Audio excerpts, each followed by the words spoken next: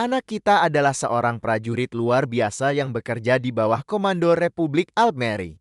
Dia adalah bagian dari peleton khusus prajurit elit yang dikenal sebagai hantu. Kelompok khusus ini ditakuti oleh tentara dan organisasi teroris di seluruh dunia. Lagi pula mereka disebut pasukan khusus terbaik karena suatu alasan. Di antara mereka adalah anak kita, sebuah pengecualian bahkan di antara prajurit-prajurit yang sudah luar biasa ini. Namanya adalah George Saibro adalah mesin perang harfiah. Dia bisa menghitung angka di medan perang seperti angka di sempoa. Namanya saja membuat orang gemetar ketakutan. Itulah juga mengapa dia diberi julukan yang sangat cocok dengan kepribadiannya. Dikenal sebagai tuan perang, eksploitasinya tidak hanya memberinya pengagum, tetapi juga musuh yang menginginkannya mati dan akhirnya dia menemui nasib tragisnya. Dia ditembak mati, sekarang jangan salah paham. Dengan semua pujian yang baru saja kuberikan pada anak kita, itu bukan hanya omong kosong. Sebenarnya tidak ada musuh yang lahir yang bisa mengalahkan binatang buas seperti dia. Dia sebenarnya dikhianati oleh orang-orang yang pernah dia anggap sebagai rekan. Dia melaksanakan satu misi tertentu dengan kehalusan yang luar biasa, sehingga dia sendiri melenyapkan seluruh pasukan musuh dalam waktu singkat. Tentu saja ini tidak disukai oleh Kapten Beck yang serakah, yang ingin menjadi pusat perhatian. Jadi pria malang itu akhirnya dibunuh dengan kejam. Bahkan saat sekarat dia tidak bisa percaya bahwa dia telah dikhianati. Bayangan seorang wanita tertentu, Sofia, melintas di benaknya sebelum pikirannya menjadi kosong. Begitu dia pingsan, dia segera membuka matanya hanya untuk menemukan mayat busuk yang siap untuk bercinta dengannya. Tetapi dia mendorong mayat itu ke samping hanya untuk menemukan dirinya terbaring di tumpukan mayat yang mengelilinginya. Semua mayat ini berada di dalam truk sampah yang tidak membuang waktu untuk membuang semuanya ke tebing. Sementara mayat-mayat berjatuhan ke sungai, George berhasil meraih tepi tebing dan menyelamatkan hidupnya. Dia dengan cepat memanjat setelah benar-benar berada di ambang kematian. Jumlah mayat yang baru saja dia lihat dibuang sangat mencengangkan. Orang-orang yang membuang mayat-mayat busuk ini tampak santai, seolah-olah membuang puluhan mayat busuk hanyalah bagian dari rutinitas sehari-hari mereka. Mereka senang karena memberi makan ikan-ikan di Teluk Tokyo dengan makanan tambahan. Ngomong-ngomong soal Tokyo, sepertinya anak kita terbangun di Jepang.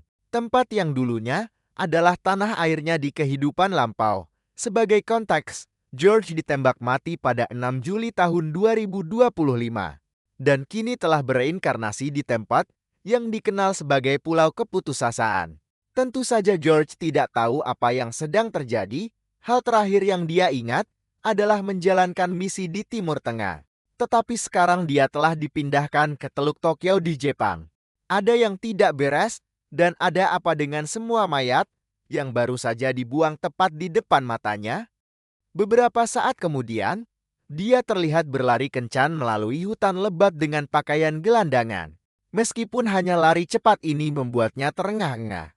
Seperti dia berlari maraton, sepertinya tubuhnya saat ini tidak memiliki daya tahan dan ketahanan seperti dulu. Seolah-olah diberi isyarat, perutnya mulai keroncongan. Menginginkan makanan untuk memasak otaknya dan otot-ototnya glukosa yang layak didapatkan nanti. Dia berhasil menemukan bambu yang memiliki cukup air untuk membuatnya tetap terhidrasi untuk sementara waktu. Duduk di atas pohon tinggi, pemandangan dari atas membantunya menemukan pemukiman kecil dengan beberapa ratus rumah. Menyebutnya daerah kumuh daripada kota akan jauh lebih tepat. George berjalan di sekitar jalanan kotor untuk menilai situasinya. Dari apa yang dia kumpulkan, tempat ini terletak di sekitar Teluk Tokyo. Tetapi jika dia memikirkannya, daerah kumuh menjijikan seperti ini tidak lazim di Jepang. Tiba-tiba matanya tertuju pada sesuatu yang mengejutkan. Dia melihat ke cermin, menatap dirinya sendiri dengan tidak percaya. Dia bukan orang yang sama seperti dulu, tubuh ini bukan miliknya, untuk membuat segalanya lebih rumit. Seseorang memanggilnya dari belakang, memanggilnya Michio. Naluri bertahan hidup George muncul, dan dia segera mencengkeram sosok tak dikenal yang berani meletakkan tangan di bahunya secara tiba-tiba. Karena orang ini terlihat tidak bersenjata, aman untuk berasumsi dia bukan ancaman.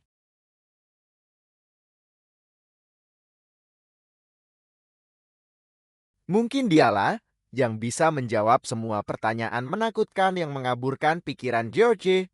Pertama-tama, George membiarkan dirinya menyadari bahwa namanya adalah Michio dalam kehidupan ini. Atau setidaknya itulah yang dikatakan orang tak dikenal ini. Hal berikutnya yang perlu diperhatikan adalah bahwa orang tak dikenal ini menganggap anak kita sebagai temannya. Pria itu menenangkan diri, meminta maaf atas perilaku kasar yang baru saja dia tunjukkan, dan mengulurkan tangan untuk membantu temannya berdiri. Teman itu lega melihat anak kita baik-baik saja, terutama karena dia baru saja menerima pukulan brutal. Tentu saja Michio tidak ingat menghadapi situasi tidak menyenangkan seperti itu. Teman itu menyebutkan nama bajingan di balik penderitaan mereka, Zea. Sebelum teman itu bisa menjelaskan, akar teror tiba tepat di belakang mereka seolah-olah dipanggil oleh nasib buruk mereka. Indra pendeteksi bajingan saya berteriak bahwa orang ini adalah gorila berotot biasa yang mengira dirinya adalah karakter utama. Bajingan ini tidak sengaja mendengar pria berambut ungu menyebut namanya dan dia tidak senang kedua orang ini berani mengatakannya tanpa menggunakan gelar kehormatan yang pantas. Beraninya para penambang rendahan ini menunjukkan kekurang ajaran seperti itu. Mereka harus dihukum. Gorila ini mengepalkan tinjunya dan melayangkan pukulan telak tepat ke wajah pria malang yang bahkan tidak repot-repot menghindar. Benturan itu membuatnya tergelincir mundur meskipun bajingan itu menyalurkan semua frustrasinya ke dalam satu pukulan itu. Dia masih tampak tidak puas dan ingin melampiaskan lebih banyak kemarahan. Yang terpendam dia menarik rambut pria malang itu dan mengingatkannya akan aturan. Aturan yang hanya menguntungkan bajingan ini. Dan jika ada yang keberatan, mereka hanya akan mendapatkan tempat di kuburan. Tidak tahan lagi, teman bajingan itu menyalahkan semuanya pada Michio. Mengklaim bahwa anak kita yang memanggil gorila itu dengan ceroboh tanpa gelar kehormatan. Entah bagaimana teman bajingan ini berhasil meyakinkan gorila yang sekarang akan menjadikan Michio target berikutnya. Dia menarik pria kurus itu menjauh dan menghadapi anak kita. Dia menyatakan terkejut melihat anak kita berdiri utuh, karena dia tidak menyangka dia akan selamat. Setidaknya tidak setelah pukulan yang dia terima terakhir kali. Pria saya tetap acuh tak acuh, tidak peduli seberapa agresif gorila jelek ini terlihat. Dia sangat tanpa ekspresi, sehingga bahkan gorila pun tidak bisa tidak menyadarinya. Dan itu hanya menggoda bajingan ini untuk memukuli anak kita lebih parah lagi. Dia mematahkan buku-buku jarinya melakukan pemanasan sebelum memukul ini. Bahkan saat itu pria saya tetap tenang. Tidak ada kekhawatiran sama sekali di wajahnya. Akhirnya ego bajingan itu menguasainya. Dan dia mengayunkan pukulan ke arah anak kita yang hanya membiarkan ayunan itu melesat melewatinya. Bajingan ini hanya mengandalkan otot. Dengan hampir tidak ada otak di balik ayunan itu, sebenarnya Michio bisa tahu orang ini hanyalah seorang amatir yang tidak tahu apa yang dia lakukan. Biasanya pria saya menahan diri untuk tidak melawan warga sipil. Tetapi karena dia diserang, dia harus melakukan sesuatu untuk menjaga kendali dirinya. Bro membalik saklarnya dan berubah dari seorang remaja normal menjadi Mike Tyson berikutnya. Pertama, dia merunduk dengan tepat dan membiarkan pukulan si gendut melayang di atas kepalanya. Kemudian menindaklanjuti dengan serangannya sendiri. Itu adalah pukulan telak yang benar-benar mengacaukan otak bajingan itu. Meskipun dia mungkin selamat secara fisik, secara mental egonya terluka parah. Satu-satunya alasan bajingan ini tidak hancur kepalanya adalah karena tubuh yang ditempati anak kita tidak memiliki banyak kekuatan fisik. Tapi itu bukan alasan yang cukup bagi anak kita untuk mundur. Dia langsung menyerang bajingan itu. Pertama, dia meluncur ke kiri si gendut untuk menghindari pukulan yang datang, lalu menanam kakinya dan mendaratkan hantaman bahu yang menghancurkan tepat di wajah besar yang sulit dilewatkan itu. Pecahan gigi yang patah beterbangan kemana-mana dan darah menyembur keluar dari mulutnya. Si babi akhirnya mendapatkan kenyataan dia bukan karakter utama. Setelah semua ini hanyalah trailer. Dan Michio lebih dari bersedia untuk melanjutkan sisa film. Jika bajingan ini sangat menginginkannya, jika tidak maka si gendut bisa pergi bertengkar dengan amatir itu bukan gayanya. Dengan kata-kata yang menyakitkan itu Michio berbalik berpikir pertarungan sudah berakhir, tetapi kita semua tahu si gendut kelas ini tidak tanpa trik kotornya. Dia mengeluarkan pisau sungguhan pada seorang remaja yang bahkan bukan tandingannya itu, membuat bajingan ini 100 kali lipat, dia menyerbu anak kita. Mencoba merenggut nyawanya dengan belati runcing di tangan Michio mungkin telah kehilangan tubuh lamanya. Tapi dia belum kehilangan semangatnya, dia merasakan serangan datang. Sebelum dia bisa beraksi seorang anak menanduknya menjauh dan mengambil jalur belati Michio bertemu belati itu lagi. Dengan kelincahan dan menangkisnya. Setelah mengunci tangan bajingan itu dia menembakkan tatapan mematikan yang lebih tajam dari pisau itu sendiri. Karena si gendut ini mengeluarkan senjata itu jelas berarti dia siap membunuh atau dibunuh. Jadi pria saya lebih dari siap untuk memenuhi keinginan maniak bunuh diri ini. Dia memukul bajingan itu di atas tulang selangkanya dan setelah menjatuhkannya, membanting bajingan yang seukuran gajah sungguhan itu. Anak yang mempertaruhkan segalanya itu ternyata tidak dapat memahami apa yang baru saja dilakukan Michio, tetapi kita semua tahu itu sangat nyata. Teriakan kesakitan yang keluar dari pantat gendut si gendut adalah bukti nyata. Dia bahkan tidak sempat pulih sebelum pria saya siap melayangkan pukulan telak lainnya itu. Dia pukulan balistik terakhir yang dimaksudkan untuk mengirim bajingan ini melampaui surga. Anak itu menonton dengan kagum saat pria saya menarik tinju berdarahnya. Bajingan itu mungkin telah pingsan, tapi itu tidak cukup untuk menghancurkan kepalanya berkeping-keping. Pria saya punya rencana untuk mengirim orang ini langsung ke rumah duka, tetapi tubuh lemahnya sekali lagi menahannya. Kerusakannya dapat diabaikan dibandingkan dengan apa yang mampu dia lakukan di masa lalu. Jadi sudah saatnya dia mulai melatih tubuh lemah ini untuk mencapai puncak kekuatan lamanya. Jangan lupakan anak di latar belakang yang berdiri dengan mata terbelalak. Dia benar-benar tidak tahu kapan Michio yang lemah yang dia kenal berubah menjadi pria maco ini. Anak itu ingin jawaban segera. Michio memutuskan untuk sedikit jujur. Dia mengaku menderita amnesia. Itulah sebabnya dia tidak bisa mengingat siapapun, termasuk anak ini. Anak itu mengungkapkan namanya adalah Kyo, pria yang tinggal di sebelah.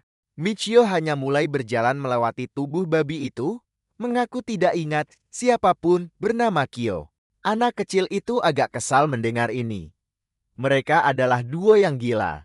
Jadi bagaimana Michio bisa melupakan ikatan mereka? Sementara itu, babi itu tergeletak di tanah. Otaknya akhirnya terbalik. Kepalanya benar-benar mencapai titik didih. Sementara itu, duo kita sedang menjelajahi jalan-jalan kotor di daerah kumuh. Anak itu benar-benar terkesima dengan urutan pertarungan yang dilakukan pria itu melawan si gemuk penindas itu. Dia sangat terinspirasi, sehingga ingin mempelajari beberapa gerakan sendiri. Michio mengabaikan semua yang dikatakan Kyo dan menyatakan keinginannya untuk belajar lebih banyak tentang pulau ini.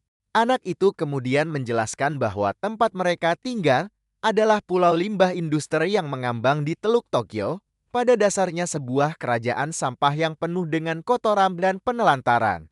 Sepertinya ini pertama kalinya Michio mendengar tentang tempat seperti ini ada di Jepang. Di sini, para pria dipaksa untuk menjual jiwa dan pikiran mereka, sementara wanita dan anak-anak bertahan hidup dengan menjual barang atau memungut sampah, dan konsep keamanan bahkan tidak ada. Menyebut tempat ini sebagai sarang kotoran pun masih terlalu baik.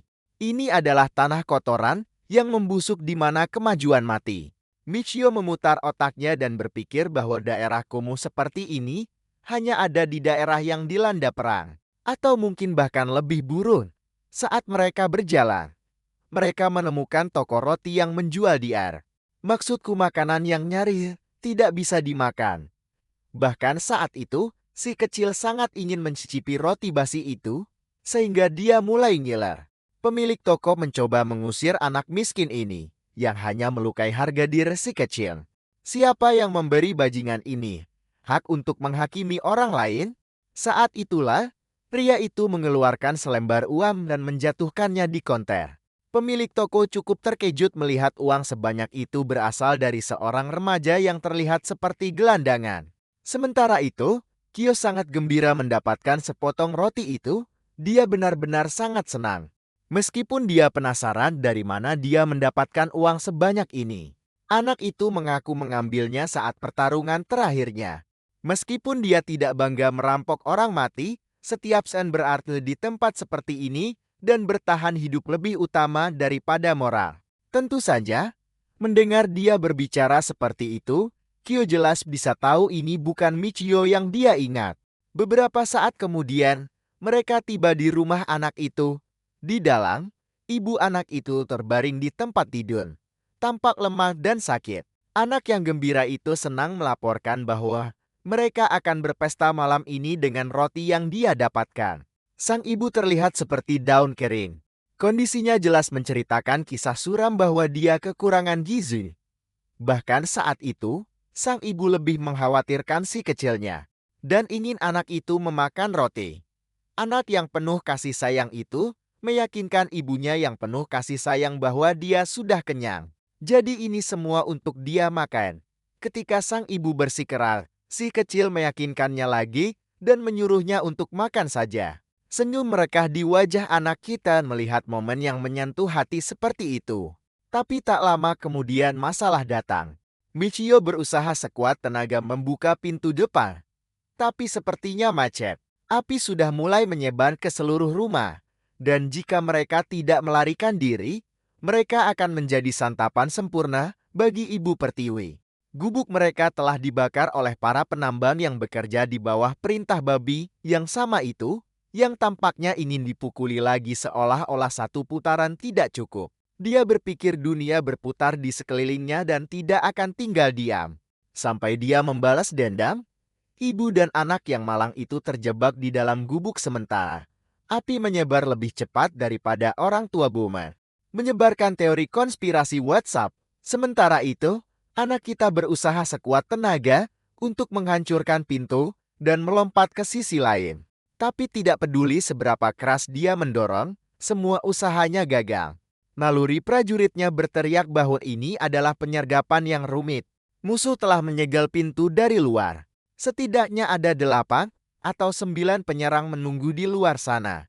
Dia melihat sekeliling rumah, matanya melesat mencari apapun yang bisa digunakan sebagai senjata darurat. Akhirnya matanya tertuju pada sebuah kantong yang tampaknya berisi sesuatu. Mengambil kantong itu, pria itu bergegas keluar dan mendobrak pintu terbuka dengan satu tendangan. Bahkan orang-orang yang memperkuat gerbang terlempar seperti kantong sampah. Satu-satunya yang menunggu di luar untuk anak kita adalah bajingan kotor itu bersama dengan para antek kotornya. Seluruh kelompok tertawa terbahak-bahak seperti hiena. Melihat mangsa mereka keluar untuk dibunuh. Si gemuk itu memerintahkan prajurit pengikutnya untuk mengepungnya dari segala sisi dan para pekerja itu mematuhi tuan mereka.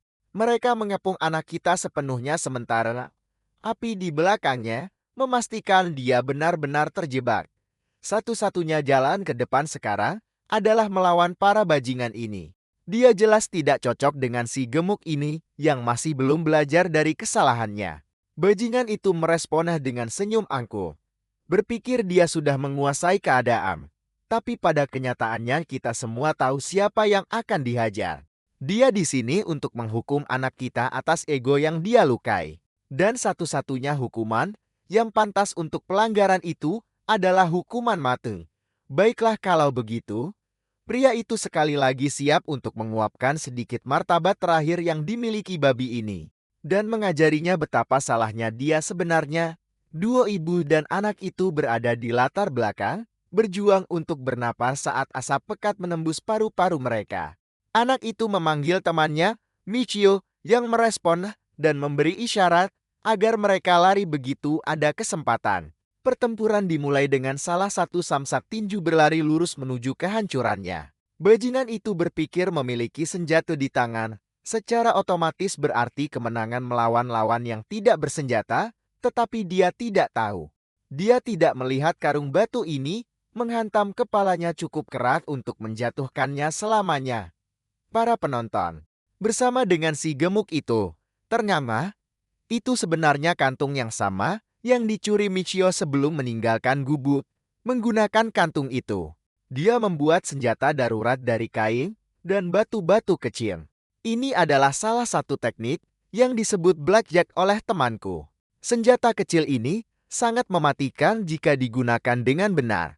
Saat diputar untuk membangun momentum, ia dapat dengan mudah menghancurkan tengkorak saat benturan.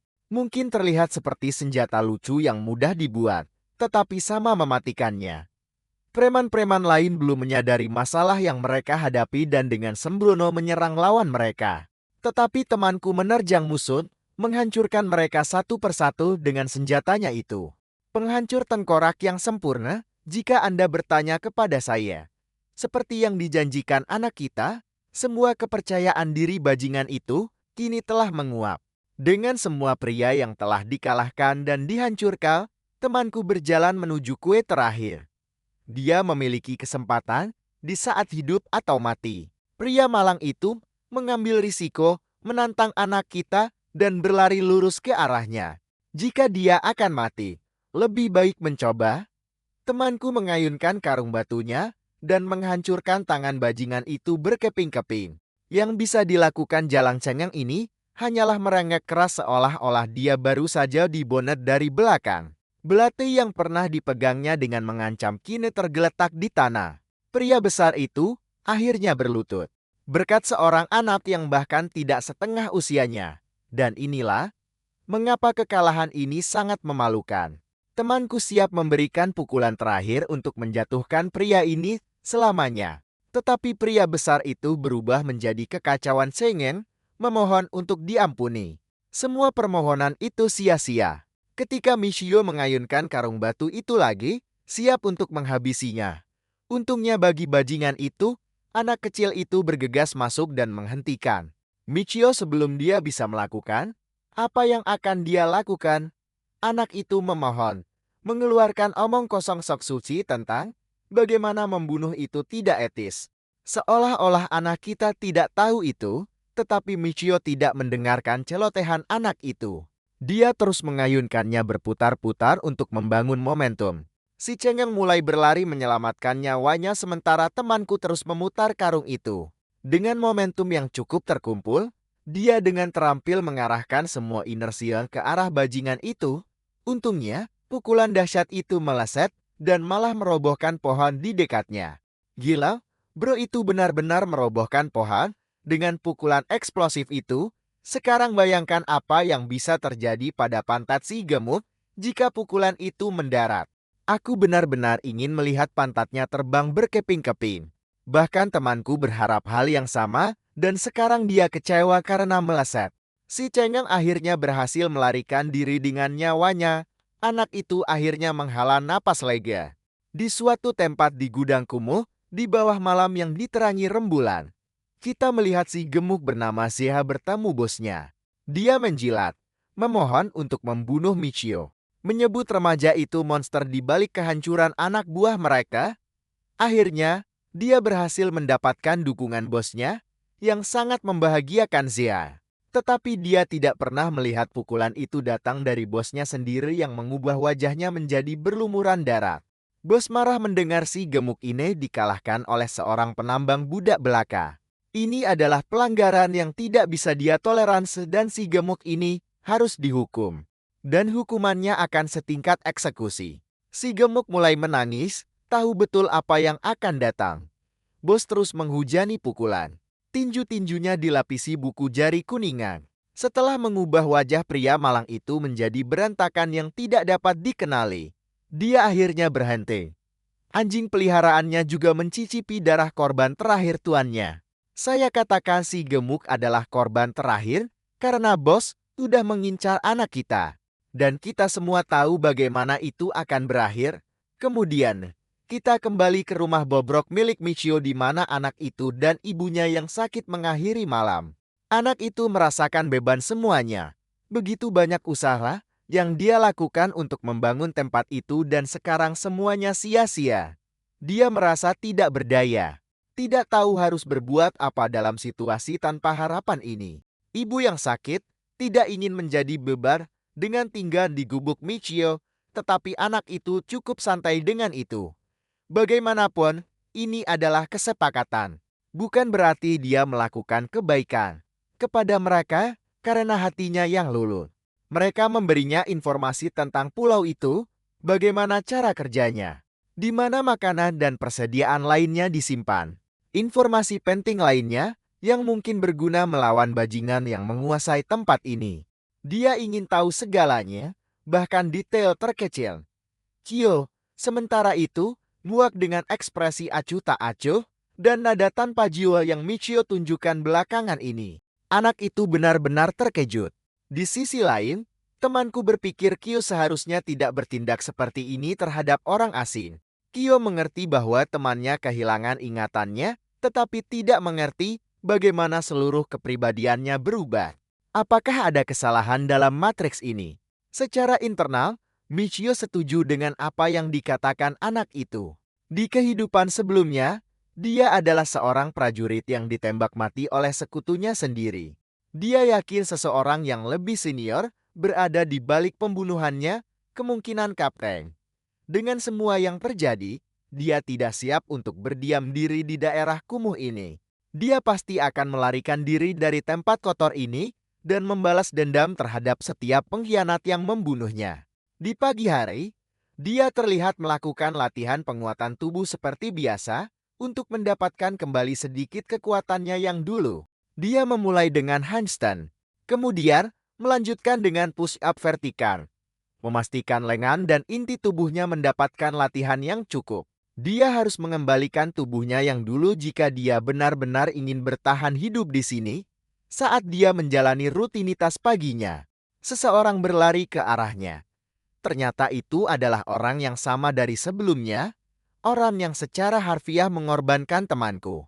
Sekarang anak ini ada di sini untuk mengingatkan Michio tentang giliran kerja mereka di tambang. Jika mereka terlambat, hanya hukuman yang menanti. Temanku tidak terlalu memikirkan kejadian masa lalu. Seperti bagaimana orang gila ini mengkhianatinya di tempat dan memutuskan untuk mengunjungi tambang. Dia mungkin bisa mengumpulkan beberapa informasi bagus di sana, di tambang bawah tanah. Semua penambang berdiri berbaris ganda di bawah perintah bos mereka. Di antara mereka, ada temanku dan beberapa preman yang dia pukuli kemarin. Mereka mulai gemetar ketika melihat temanku di antara kru. Michio tidak butuh waktu lama untuk mengenali siapa orang-orang ini. Bos akhirnya berteriak dengan pengumuman mendesak. Zia, supervisor yang bertanggung jawab atas tim G, telah meninggal.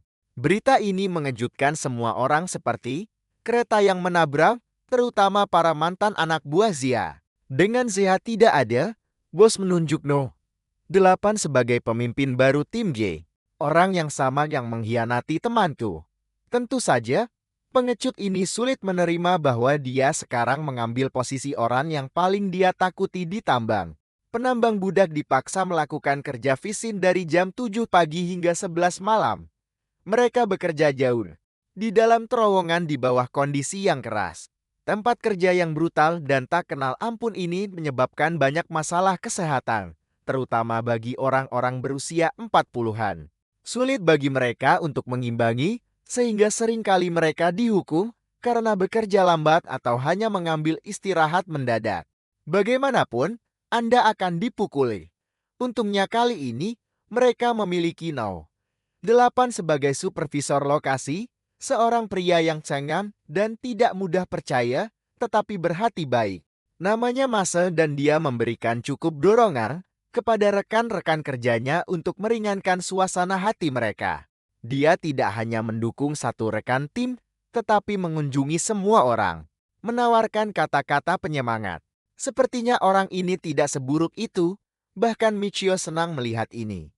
Tiba-tiba, bos kamp penambangan mulai berteriak pada para pekerja. Dia dengan agresif mendorong massa menjauh dan melangkah maju. Baginya, dia membenci orang-orang yang bertindak lembat dan cengeng. Ini adalah tempat di mana hanya pria sejati yang dibutuhkan. Tepat ketika penambang malang itu akan mendapatkan pukulan yang tidak perlu. Temanku melemparkan beliungnya tepat ke kaki bajingan itu dan berpura-pura tangannya terpeleset. Dia segera meminta maaf, meskipun dengan agresif. Bukan berarti permintaan maaf ini cukup untuk memuaskan bajingan Rabbit yang menjadi sombong hanya karena dia mendapatkan posisi senior. Saat dia siap untuk berkelahi dengan temanku, si bos besar sendiri tiba. Sangat mengecewakan bajingan ini. Bos telah mendengar semuanya dan ingin anak buahnya melawan pria besar itu sebagai gantinya. Ngomong-ngomong, namanya Kusunagi. Semua orang di tambang panik melihat si bos besar muncul. Si sombong yang dulu meneror setiap pekerja kini merasa diteror sendiri. Dia tidak akan pernah berani melawan tuannya. Kusunagi yang kecewa mengepalkan tinjunya dan melayangkan pukulan telak ke kepala anak buahnya. Yang lain kehilangan akal sehat mereka. Sementara Michio mencatat keterampilan yang dimiliki pria ini.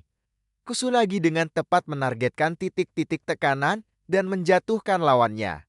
Dengan anak buahnya tumbang, bajingan itu siap melawan orang berikutnya. Karena satu-satunya alasan dia datang ke sini adalah untuk melawan temanku, dia mengambil kesempatan ini dan mencoba menyeret Michio ke dalam duel. Tapi Michio memiliki aturan ketat untuk tidak berkelahi tanpa alasan. Tentu saja Kusunagi tidak akan mundur. Tidak sampai dia bertukar pukulan dengan temanku. Jadi bajingan itu menerjang Michio yang sebagai respons dengan cepat mengambil posisi. Si berandal pirang itu sudah berniat untuk menyingkirkan tikus yang memukuli bawahannya sebagai respon. Temanku dengan cepat mengangkat tangannya untuk melindungi diri. Kusunagi yang menerjang melepaskan rentetan pukulan yang menghantam pertahanan Michio. Setiap serangan berat, kuat, dan sulit dipertahankan. Bahkan mereka yang menonton seperti Masal dan kelompoknya sepenuhnya yakin bahwa Kusunagi akan membunuhnya dengan kecepatan ini. Michio sendiri merasa benar-benar kewalahan tanpa kesempatan untuk membalas. Dia mengatur napas dan mencoba mencari celah. Dia tidak bisa tidak mengakui kemampuan bertarung profesional lawannya yang melancarkan pukulan terbaik yang dia bisa. Meskipun eksekusinya sempurna, tidak ada manusia yang bisa mempertahankan serangan sempurna itu. Ayunan lebar Kusunagi membuatnya rentan terhadap serangan balasan. Memanfaatkan hal itu, anak kita dengan cepat menghindari serangan dan menghantam wajah bajingan itu dengan pukulan berat. Kelompok massa kehabisan kata-kata, tidak percaya bahwa teman mereka benar-benar berhasil melancarkan serangan ke wajah Kusunagi. Tetapi hal-hal itu terlalu indah untuk menjadi kenyataan. Karena bahkan setelah memanfaatkan celah itu, pukulan anak kita gagal mengenai sasaran. Si pirang bajingan itu menangkapnya. Dan dia sebenarnya terkesan bertemu lawan yang bisa bertahan. Dia ingin terus bertarung ketika tiba-tiba suara keras memerintahkan mereka untuk diam. Saat melihat Direktur Akichi, para penambang dengan cepat berlutut sebagai tanda hormat. Mereka menunjukkan rasa hormat yang tinggi kepadanya sementara dia di sini mencoba membawa aura Aiza. Michio kini akhirnya tahu tentang pria yang bertanggung jawab mengatur segala sesuatu di pulau itu. Direktur tampak kesal dengan tindakan Kusunagi. Percaya bahwa mereka akan terus kehilangan budak jika dia terus memukuli mereka sampai mati. Dia bahkan mengancam untuk melaporkan situasi tersebut kepada Markuis Paktadara jika dia tidak berhenti. Penyebutan Markuis Paktadara itu sendiri membuat Kusanagi bergidik dan mempertimbangkan kembali tindakannya. Dia menunjukkan sisi menawannya dan bertindak seolah-olah dia mencoba membantu dengan sedikit bimbingan untuk para penambang yang lewat. Akachi memarahinya habis-habisan, mengingatkan si berandal itu bahwa semua yang dia bisa hanyalah memukul benda-benda. Hal-hal yang sebenarnya membutuhkan Eki suhu ruangan jauh di atas kemampuannya. Ucapan itu membuatnya sangat marah. Tapi dia tidak bisa memukul bosnya sendiri. Meskipun aku ingin itu terjadi. Adapun para budak yang berlutut, Akichi mendekat untuk mengingatkan mereka bahwa pekerjaan mereka adalah fokus menambang daripada makan tanah di tanah. Baginya, mereka tidak lebih dari manusia kelas bawah. Dan satu-satunya kegunaan mereka adalah terus menambang sampai hari mereka mati.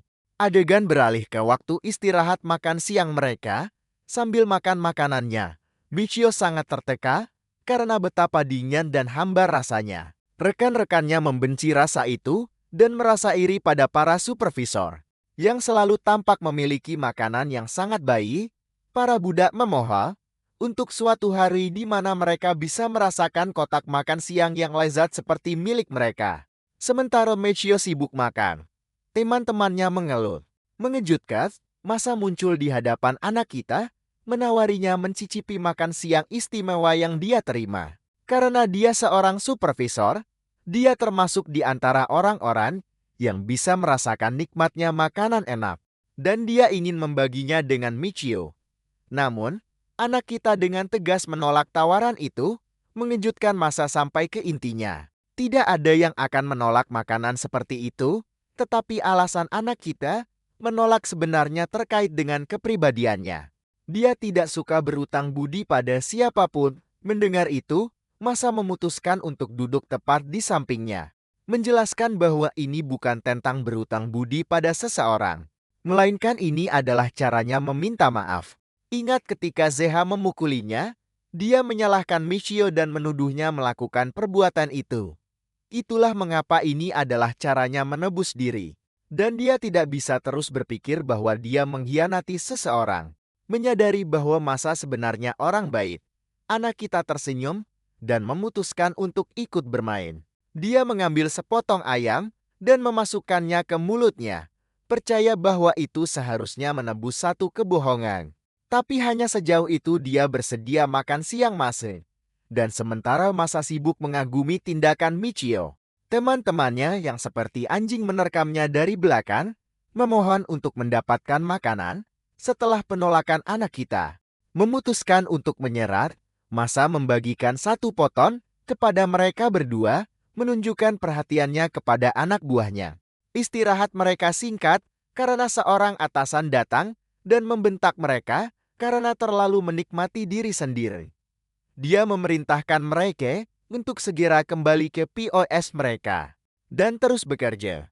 Mengalami hari kerja yang sebenarnya, Michio menyadari bahwa para budak ini praktis tidak berharga di mata atasan mereka. Mereka melakukan pekerjaan yang luar biasa banyak tanpa makanan atau istirahat yang layak. Efek dari jadwal yang begitu ketat memakan korban saat salah satu pria tumbang telah mencapai batasnya. Masa yang khawatir dengan cepat datang untuk memeriksa kondisinya, berharap bisa membantu pria itu. Tapi saat itulah, salah satu atasannya datang, memerintahkannya untuk menyingkir. Kemudian, dia menendang tubuh pria itu, membalikkannya untuk memeriksa denyut nadinya. Sayangnya, hasilnya dingin dan tanpa ampun. Pria itu meninggal, dan tanpa bahkan menawarkan doa untuknya, atasan itu membentak grup J untuk segera membuang rekan mereka yang gugur. Inilah kehidupan yang dijalani orang-orang ini. Tubuh Masa bergetar saat dia meneteskan air mata tulus untuk seorang manusia yang gugur. Dia tidak ingin Michio membakar dirinya sampai mati seperti pria ini. Tapi apa gunanya nasihatnya para manajer tidak peduli dan tetap memaksa para penambang untuk mengalami kerja fisik yang intens itu benar, bahkan kematian rekan satu tim mereka sendiri tidak bisa memberi mereka kesempatan untuk menarik napas. Michio menerima kenyataan. Ini adalah satu-satunya tempat di bumi di mana kehidupan manusia lebih tidak berharga daripada sampah akhirnya yang menyiksa. Hari berakhir dengan manajer membunyikan bel. Masa hampir tidak bisa menahan tubuhnya sendiri dan merayakan selesainya pekerjaan. Michio di sisi lain tampak tidak terganggu, seolah-olah dia bahkan belum pergi bekerja. Dia benar-benar berbeda. Dia memberitahu temannya bahwa dia terbiasa mengalami jenis ketegangan fisik seperti ini, sehingga tidak mengganggunya, tetapi Masa tidak bisa mempercayainya. Dia mulai mempertanyakan apakah Michi bahkan manusia pada titik ini. Manajer membentak mereka untuk menghentikan percakapan sia-sia mereka. Ngomong-ngomong, di penghujung setiap hari para pekerja dipaksa untuk telanjang, dan dalam keadaan telanjang serta kelelahan mereka disuruh berjalan ke atas tanpa berhenti. Manajer mendorong mereka melampaui batas kenyamanan mereka dan memastikan tidak ada pencurian dengan memeriksa tubuh mereka. Ngomong-ngomong, ini juga berarti memeriksa pantat mereka. Karena rupanya seorang pencuri bersedia sejauh itu. Setelah pemeriksaan selesai, mereka dibawa ke permukaan. Di sini kelompok G9 ditempatkan untuk menerima gaji. Untuk pekerjaan satu hari mereka dibayar 1.000 yen yang sedikit. 16 jam yang menyiksa hanya untuk ini, tetapi bagi para budak, gaji ini seperti mengalami $1 juta di rekening bank mereka. Seorang pria bertingkah sangat mencurigakan dengannya. Aku khawatir dia akan menikahi uang itu. Michio jijik dan terkejut melihat keadaan para budak ini yang sangat gembira dalam kondisi yang tidak menyenangkan. Tiba-tiba para budak mengalami kebahagiaan sejati. Sementara Michio gagal memahami reaksi mereka. Mereka melompat-lompat seperti orang bodoh saat melihat tempat penjualan Smiley. Penjualnya adalah seorang wanita muda cantik yang ada di sini untuk menjual mereka diskon 20%. Untuk menghargai kerja keras mereka, tentu saja Michio bahkan tidak tahu bahwa apresiasi penambangan. Hari itu bahkan ada, tetapi dia agak terkejut melihat semua rekan kerjanya berlarian seperti binatang hanya untuk mendapatkan diskon mereka. Pri, yang sama dari sebelumnya, memesan bir dan sekantong keripik, memotong gajinya sebesar 1/3, tetapi tidak hanya itu. Dia juga menyerah pada keserakahannya dan mengambil camilan cumi-cumi sama seperti dia. Para budak lainnya mulai menjadi gila menyebabkan wanita itu menyuruh mereka untuk tenang. Para budak dengan cepat mabuk karena bir, mengalami kegembiraan langka yang tidak akan pernah bisa mereka rasakan sebaliknya. Sementara beberapa yang lain mencoba menahan diri untuk tidak menghabiskan semua uang mereka. Ada juga orang-orang yang menghabiskan seluruh jumlah dalam satu hari. Menyaksikan pemandangan orang-orang ini menikmati kesenangan sesaat. Membuang-buang semua uang mereka membuat Michio mempertanyakan perilaku mereka lagi. Meskipun mereka diperlakukan seperti sampah anjing beberapa saat yang lalu, para budak yang sama ini tiba-tiba merasa di puncak dunia. Saat ini masa datang dan menyesal iri pada orang lain. Sementara Michio mengetahui bahwa dia sebenarnya tidak menghabiskan apapun. Meskipun dia juga ingin merasakan kebahagiaan seperti kakak janjang. Masa terpaku pada tujuan yang tepat. Dia akan membeli tiket paraso dan itu membutuhkan tabungan serius. Michio yang tertarik dengan cepat menanyakan informasi tentang tiket itu. Masa menyadari bahwa temannya di sini dengan cepat melupakan apa yang dijanjikan kepada mereka pada hari mereka tiba di pulau itu. Saat itu mereka disebut sebagai budak yang akan dipaksa bekerja berjam-jam dan diperlakukan lebih buruk dari binatang. Pada saat yang sama mereka diberi secercah harapan terakhir. Jika ada budak yang berhasil menabung 1 juta yen, mereka akan diberi kesempatan untuk membeli tiket paraso, memungkinkan mereka kebebasan permanen dari pulau itu. Saat itu semua orang berjanji untuk menabung uang mereka untuk melarikan diri dari pulau itu. Ya, pria berkacamata yang mendambakan uangnya itu berteriak paling keras saat itu, dan sekarang dia adalah orang bodoh yang tenggelam dalam kesenangannya. Setelah menyia-nyiakan semua uangnya, Masa adalah satu-satunya orang di antara mereka yang tetap teguh pada tujuannya. Dia membuat pernyataan saat itu bahwa tidak peduli seberapa banyak dia dilempar ke sana kemari, dia tidak akan pernah menghabiskan 1 yen pun. Wow.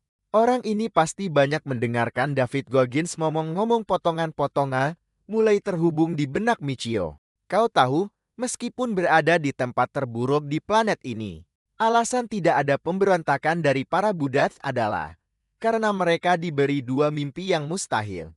Yang pertama adalah mimpi harapan, yaitu tiket paraso.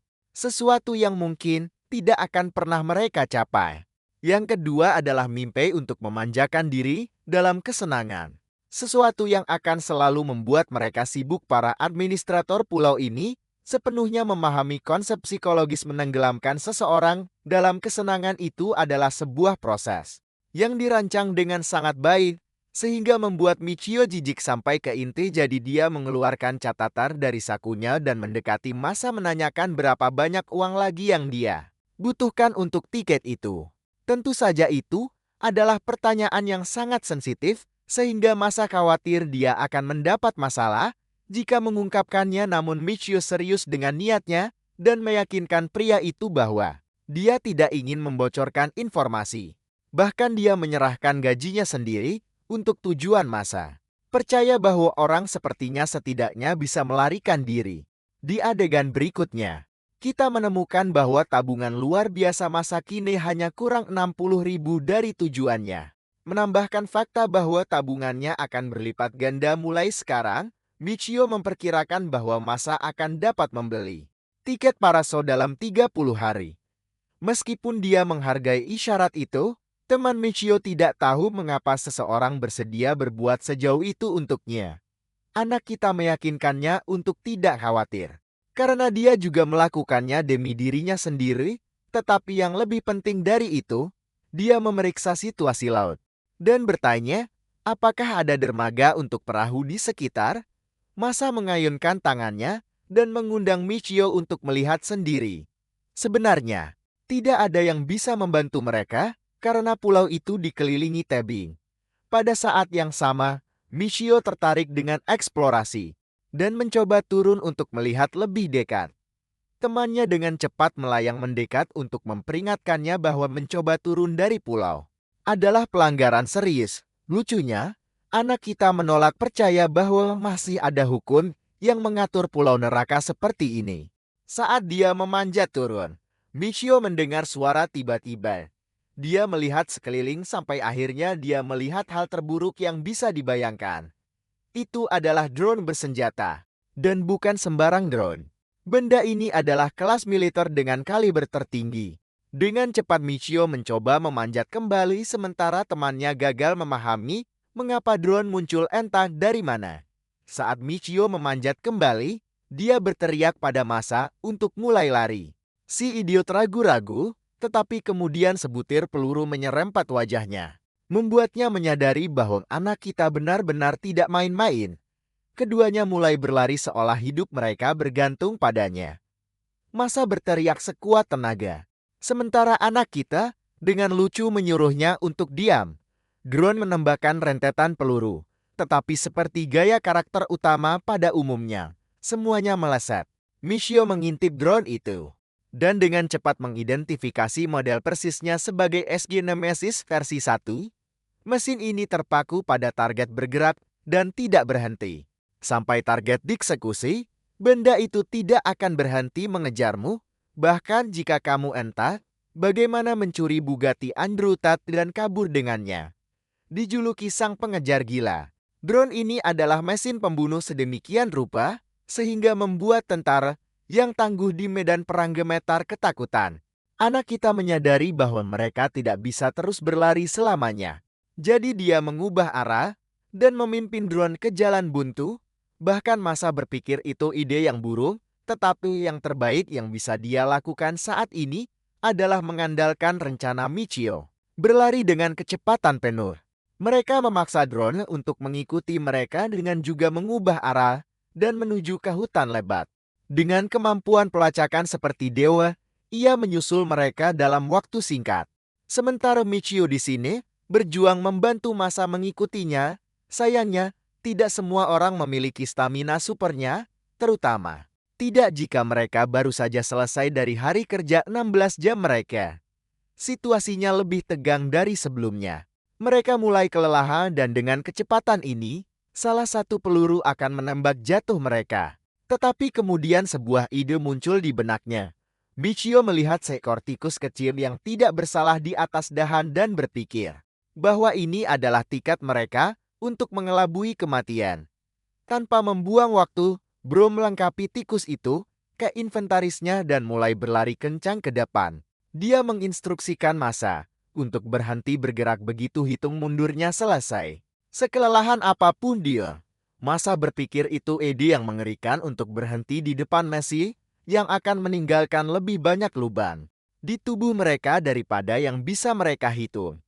Mengabaikan masa, anak kita memulai hitung mundurnya saat dia berlomba ke depan.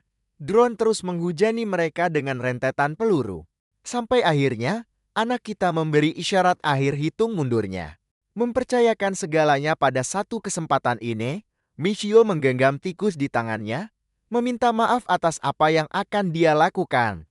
Lalu dia melemparkan si kecil malang itu ke arah drone, menyebabkannya menilai kembali lokasi targetnya. Drone dengan cepat menyesuaikan dan melihat tikus yang melarikan diri. Mengunci targetnya, Ia mengirimkan rentetan peluru yang tak terhindarkan mengakibatkan kematian makhluk itu. FSD obrolan untuk prajurit kita yang gugur. Tetapi berkat celah kesempatan itu, Michio dan masa berhasil lolos dari pertemuan dengan kematian. Drone itu masih di sini, omong-omong. Hanya saja, mereka harus menunggu face deteksinya. Drone itu berusaha sebaik mungkin untuk melihat sekeliling untuk melacak targetnya, bahkan mendekat ke wajah massa untuk mendeteksi gerakan sekecil apapun darinya. Michio di sisi lain sangat tegang, sehingga tubuhnya menolak untuk menggerakkan satu otot pun. Satu-satunya masalah adalah keringat yang menetes di wajahnya. Untungnya, suaranya sangat tidak signifikan, sehingga drone gagal mendeteksinya. Bahkan, ia mengubah arahnya dan menganggap eksekusi telah selesai. Dan begitulah Masa dan Michio selamat dari kemarahan pengejar gila itu. Itu adalah panggilan dekan dan anak kita juga tahu itu. Dia membantu temannya dan menjelaskan bahwa mesin pembunuh yang mereka hadapi barusan adalah drone yang dikembangkan oleh militer Adlamin. Tujuan tunggalnya adalah membunuh tanpa ampun. Dan pembunuhannya begitu kejam sehingga gagal membedakan sekutu dari musuh. Model itu dianggap cakap dan brutal.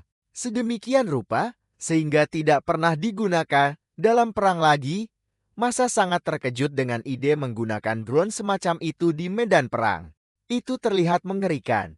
Sementara, anak kita tenggelam dalam pikiran. Tidak tahu mengapa mesin pembunuh tanpa ampun digunakan di pulau ini. Terutama ketika drone itu dianggap sangat berbahaya, sehingga dilarang dijual ke negara lain. Pulau ini menyimpan lebih banyak misteri daripada yang dia kira. Menimbulkan pertanyaan, apakah militer Almeri Antar bagaimana terhubung dengannya setelah pengalaman nyaris mati dengan drone? Michio akhirnya kembali ke rumah. Sekali lagi, anak kecil itu senang melihatnya hidup.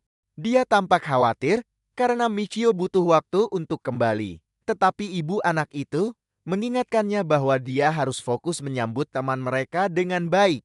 Michio yang penasaran mendekat untuk melihat apa yang sedang dimasak. Dan menemukan bahwa itu adalah sup spesial yang sedang dikerjakan Kyo. Yai, dari penampilannya, sulit untuk menyebutnya hidangan spesial. Tetapi yang mengejutkan Michio, anak itu menggambarkan makanan ini sebagai hidangan mewah karena sisa makanan yang mereka terima. Ya, sisa makanan dan niat mewah. Itu hanya menggambarkan betapa sengsaranya kehidupan para budak ini. Tanpa basa-basi lagi, saatnya untuk makan dan menguji keterampilan Gordon Ramsay Manny. Michio mengambil sesendok ke mulutnya, berpikir itu akan menjadi makanan lezat yang gurih. Tetapi Anda hampir tidak bisa menyebutnya begitu ketika melihat wajahnya. Dia mempertanyakan keputusan hidupnya, menggambarkan rasanya sangat asam, dan mempertanyakan, apakah ini aman untuk dikonsumsi? Bahkan ketika itu adalah ransum militer yang menyedihkan di masa lalu. Itu jauh lebih baik daripada makanan anjing yang dia makan sekarang. Begini, meskipun untuk makanan yang menyedihkan dan menjijikkan seperti itu, Kyo tampaknya menikmati hidupnya dia. Michio bahkan tidak bisa memahami reaksi seperti itu, seolah-olah anak itu belum pernah merasakan sesuatu yang lebih baik sepanjang hidupnya. Sementara Michio bertanya-tanya tentang ketertarikan anak itu pada makanan seperti itu. Dia mengetahui bahwa sisa makanan di pulau sialan ini sebenarnya sangat sulit didapat. Pada akhirnya, Kyo harus makan makanan yang lebih buruk saat tumbuh dewasa. Jadi makanan ini terasa seperti surga baginya saat anak itu melahap cacing tanah seperti mie gurih. Ibunya menunjukkan ekspresi khawatir di wajahnya. Dia bahkan tidak bisa menatap anaknya, dan Michio menyadari hal itu. Dengan keheranan dan kegembiraan terbesar di dunia, anak kecil itu merayakan saat melihat sepotong kecil daging di antara sisa makanan. Bagi para budak dan orang-orang yang tinggal di pulau ini, menemukan sepotong daging seperti memenangkan lotre. Anak itu menyendoknya dengan gembira. Dan dengan makanan mereka akhirnya selesai. Dia menoleh ke anak kita dengan telapak tangan terbuka. Michio yang bingung tidak tahu apa yang harus dia serahkan. Dengan ekspresi kesal, anak itu berteriak bahwa dia pantas mendapatkan uang makanan karena telah membuatkan makanan enak Untuk mereka, sayangnya, satu-satunya upah yang Michio peroleh dengan cepat diserahkan kepada orang lain. Jadi dia tidak punya apa-apa untuk diberikan. Kyo yang malang hancur mendengar bahwa anak kita menyerahkan uangnya kepada orang asing. Keadaan menjadi lebih buruk ketika Kyo mengetahui bahwa dia akan terus menyerahkan upah hariannya kepada masa mulai sekarang. Anak itu sangat terkejut, sehingga dia menjatuhkan mangkuk sup berharganya, menyalahkan anak kita yang mungkin berdoa kepada Tuhan agar tidak terkena serangan jantung setelah makan tumpukan kotoran ini. Bagaimanapun, Kyo sangat sedih karena sup berharganya terbuang sia-sia. Sementara Michio menyelesaikan makannya dan menjelaskan bahwa dia punya rencana. Dia menginstruksikan anak itu untuk mengambil semua sisa makanan dan mengikutinya. Anak itu tidak tahu apa yang akan dilakukan anak kita, tetapi dia memutuskan untuk mengikuti sarannya. Jadi di adegan berikutnya, mereka berada di hutan, menatap keranjang dan tumpukan sisa makanan. Kyo tidak tahu apa yang akan dilakukan orang ini di tengah malam. Mengejutkan, Michio menggunakan mangkuk sup dan membalikkannya ke tanah. Itu terlihat seperti pemborosan makanan berharga di mata Kyo, tetapi bukan itu intinya. Anak kita pintar. Dia bermaksud menggunakan sisa makanan yang bau itu sebagai sarana untuk menyiapkan perangkap. Anda ingat keranjang itu? Itu seharusnya menjadi jangkar untuk menangkap hewan apapun yang mencoba memakan makanan. Dengan perangkap yang sudah disiapkan, anak-anak kita yakin bahwa mereka setidaknya bisa menangkap hewan kecil dengannya. Tentu saja, penyebutan tikus saja sudah cukup membuat siapapun jijik. Bahkan seseorang seperti Kyo yang tinggal di Pulau Selokan. Begini, Michio menjelaskan bahwa tikus selokan dikenal membawa penyakit. Tetapi yang ditemukan di alam liar adalah cerita yang sama sekali berbeda. Mereka adalah sumber protein yang sangat baik untuk digunakan saat dibutuhkan. Juga, dia baik-baik saja dengan menangkap sesuatu yang lain jika Kyo tidak tertarik makan tikus. Michio mengajak anak itu berjalan lebih jauh. Beberapa waktu berlalu, dan rasa ingin tahu anak itu mulai mengganggunya. Dia bertanya-tanya, apakah mereka berencana untuk memasang lebih banyak perangkap untuk menangkap mangsa. Tidak masuk akal untuk memasang perangkap di bagian hutan yang lebih lebat di mata Kyo. Namun, prajurit yang tangguh itu memahami pentingnya semak belukar yang lebat seperti itu. Anda tahu, hewan umumnya merasa jauh lebih aman di tempat-tempat di mana mereka dapat menemukan tempat berlindung yang mudah. Ngomong-ngomong, mata Kyo terkejut ketika dia melihat perangkap Michio. Perangkap itu benar-benar telah menangkap seekor burung berkat perangkap umpan sederhana. Dengan melihat sekecil ini, Michio berpikir mereka punya cukup untuk makan malam yang menyenangkan malam itu. Mata Kyo bersinar gembira saat dia setuju dengan saran Michio. Mari kita ganti perspektif dan lihat apa yang terjadi di gedung administrasi lokasi penambangan. Menilai hasil mereka. Akechi mengetahui bahwa mereka menghasilkan hampir 650 ton dalam penambangan. Namun 9 budak meninggal dalam proses tersebut karena kelelahan. Dengan begitu banyak kematian yang menumpuk dalam rentang 1 minggu. Tidak mengherankan jika malnutrisi dan kondisi lemah mereka mulai terasa. Weshma, wakil direktur proyek, berbicara untuk kehidupan orang-orang. Pria berhati baik itu mengerti bahwa mereka harus lebih banyak membantu mereka dengan makanan yang layak dan waktu istirahat. Tetapi tentu saja, menjadi bajingan menjijikkan seperti Akichi. Dia melemparkan kertas-kertas ke udara dalam upaya untuk terlihat keren. Kata kehidupan manusia menjijikkan. Baginya, karena orang-orang yang tinggal di pulau ini bahkan hampir tidak bisa disebut demikian.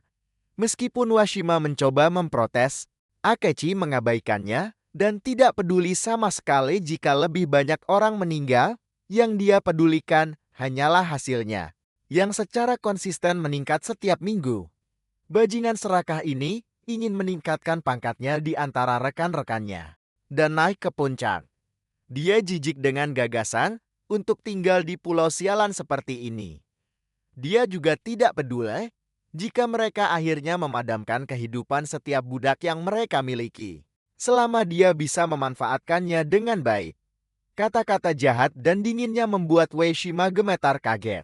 Sayangnya, karena pangkatnya lebih rendah dari Akichi, yang bisa dia lakukan hanyalah menyetujui pemikiran pemimpin itu. Membahas item berikutnya, tampaknya total upah untuk minggu itu mencapai sekitar 2,8 juta yen. Total barang berkisar sekitar 2,5 juta dan tingkat pemulihan mereka saat ini tampaknya mendekati 90%. Sederhananya bagi mereka yang menonton, para badut ini mendapatkan kembali hampir semua uang mereka yang dihabiskan untuk gaji. Ingat para orang bodoh mabut yang menikmati pesta kesenangan dan menghabiskan semua uang mereka? Ya, itu sebenarnya jebakan yang dibuat untuk memadamkan semua gaji mereka dan menginvestasikannya kembali. Akachi berpikir bahwa orang-orang rendahan ini sebanding dengan hewan yang terperangkap dalam jebakan sederhana tanpa berpikir. Direktur menanyakan laporan yang tidak biasa dan mengetahui bahwa seorang budak tampaknya menabung uang untuk tiket paraso yang dijanjikan. Tentu saja, penyebutan orang bodoh seperti itu membuat seluruh departemen tertawa seperti badut. Karena mereka pikir tidak mungkin menabung 1 juta yen dengan strategi seperti itu. Pada saat yang sama, Akechi tertarik dengan penyebutan budak ini dan ingin menyelidikinya. Keesokan harinya, Masa muncul di pintu Michio. Memintanya keluar, tetapi tampaknya anak kita sudah di luar dan memanggilnya dari balik tempat berlindung. Masa dengan penasaran melihat, tetapi dia tidak bisa mempercayai matanya. Michio di sini berlatih untuk melawan Goku. Pria ini terlihat sangat kekar bahkan di pulau di mana mereka nyaris tidak memberinya makanan untuk bertahan hidup. Tanpa menghentikan latihannya, dia bertanya apa yang Masa inginkan darinya. Terkejut sepenuhnya dengan apa yang dilakukannya, Masa menjelaskan bahwa dia sebenarnya datang ke sini agar mereka bisa pergi bekerja bersama.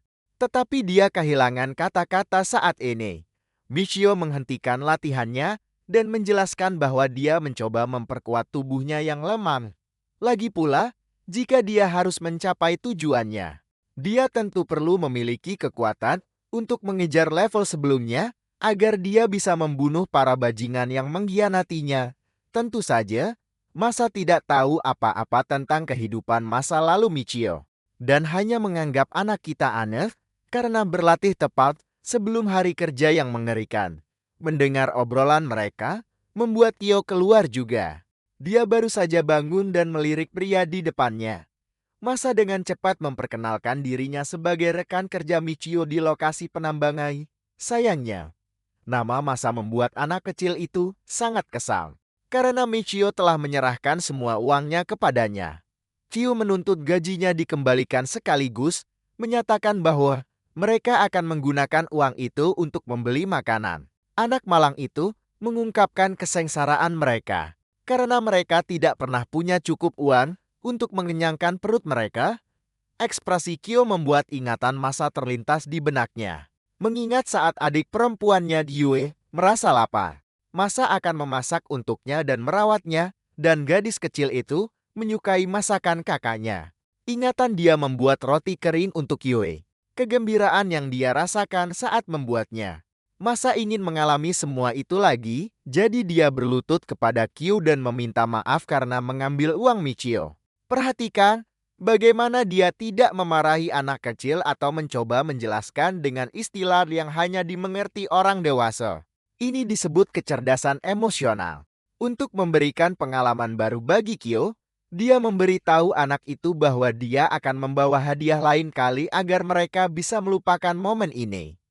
Meskipun sedikit frustrasi, Kyo setuju menerima hadiah itu selama nilainya sepadan dengan uang yang bagus. Saat mereka tertawa, anak kita mengenakan kemejanya untuk menyambut hari kerja yang mengerikan di Depahi. Di adegan berikutnya, mereka berada di tambang.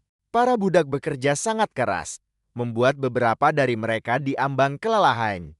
Bahkan, Masa memperhatikan kondisi berbahaya Haide dan memberi isyarat kepada temannya yang lain, Ishizuka, untuk menggantikan posisinya. Ishizuka dengan cepat melompat ke karung berat Haida. Dia bersikeras untuk melanjutkan pekerjaannya sementara dia bisa beristirahat. Kualitas kepemimpinan massa yang mengesankan sebenarnya diperhatikan oleh direktur itu sendiri. Para pekerja terkejut, tidak percaya bahwa Akichi sendiri datang menemui mereka. Direktur sangat terkesan dengan kepedulian Masai terhadap kesejahteraan rekan kerjanya. Rumor tentang kemampuannya tampaknya benar.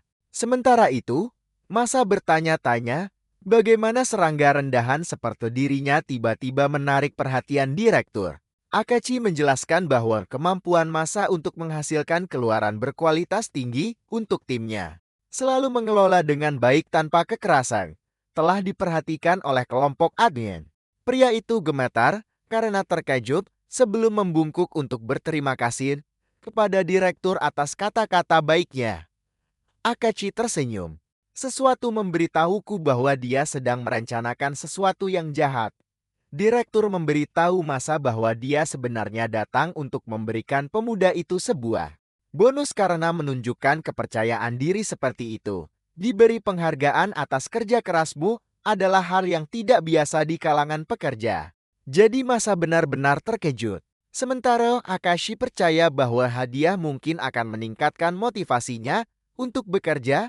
Di latar belakang, Washima tampak jijik karena suatu alasan, menandakan bahwa sesuatu yang mengerikan akan terjadi.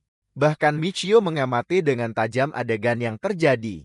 Direktur yang licik menjelaskan bahwa untuk menerima hadiah seperti itu, mereka harus bicara di tempat yang aman. Karena tambang ini penuh dengan orang jahat yang bisa mencuri hadiahnya. Dan dengan kata-kata itu dia memancing Masa keluar, memohon padanya untuk ikut dengan mereka ke lokasi yang lebih aman. Dengan cepat mencari bimbingan Michio, dia memberitahu Michio bahwa dengan kecepatan ini dia mungkin benar-benar bisa mencapai mimpinya untuk mendapatkan Paraiso Pass. Namun, indra Michio sangat waspada. Dia ingin Masa tetap waspada, karena ada sesuatu tentang situasi ini yang mencurigakan, tentu saja. Terbawa oleh kegembiraan hadiah, Masa berpikir semuanya akan baik-baik saja, bahwa itu adalah tanda keberuntungan dan berkah atas kerja keras, dan dia dengan cepat berlari untuk menyusul kelompok Akichi. Sebelum pergi, Kusunagi memanggil Michio dengan namanya saat senyum muncul di wajahnya. Dia memberikan senyum jahat kepada Michio, bertanya, apakah dia khawatir sesuatu akan terjadi pada temannya? Kusunagi akhirnya memberitahu Michio bahwa mereka akan menggunakan tempat Masa untuk pertemuan di adegan berikutnya. Itulah yang akhirnya terjadi. Pria lugu itu membawa kelompok Akichi kembali ke tempatnya, malu mengundang teman-temannya ke tempat yang kotor. Direktur membalas dan berpendapat bahwa ruangan tertutup ideal untuk percakapan mereka. Ya, aku mulai melihat beberapa tanda bahaya besar. Turut berduka untuk Masa. Bagaimanapun, dia dengan cepat menyambut mereka masuk. Sekali lagi meminta maaf atas rumahnya yang tidak nyaman dan kotor.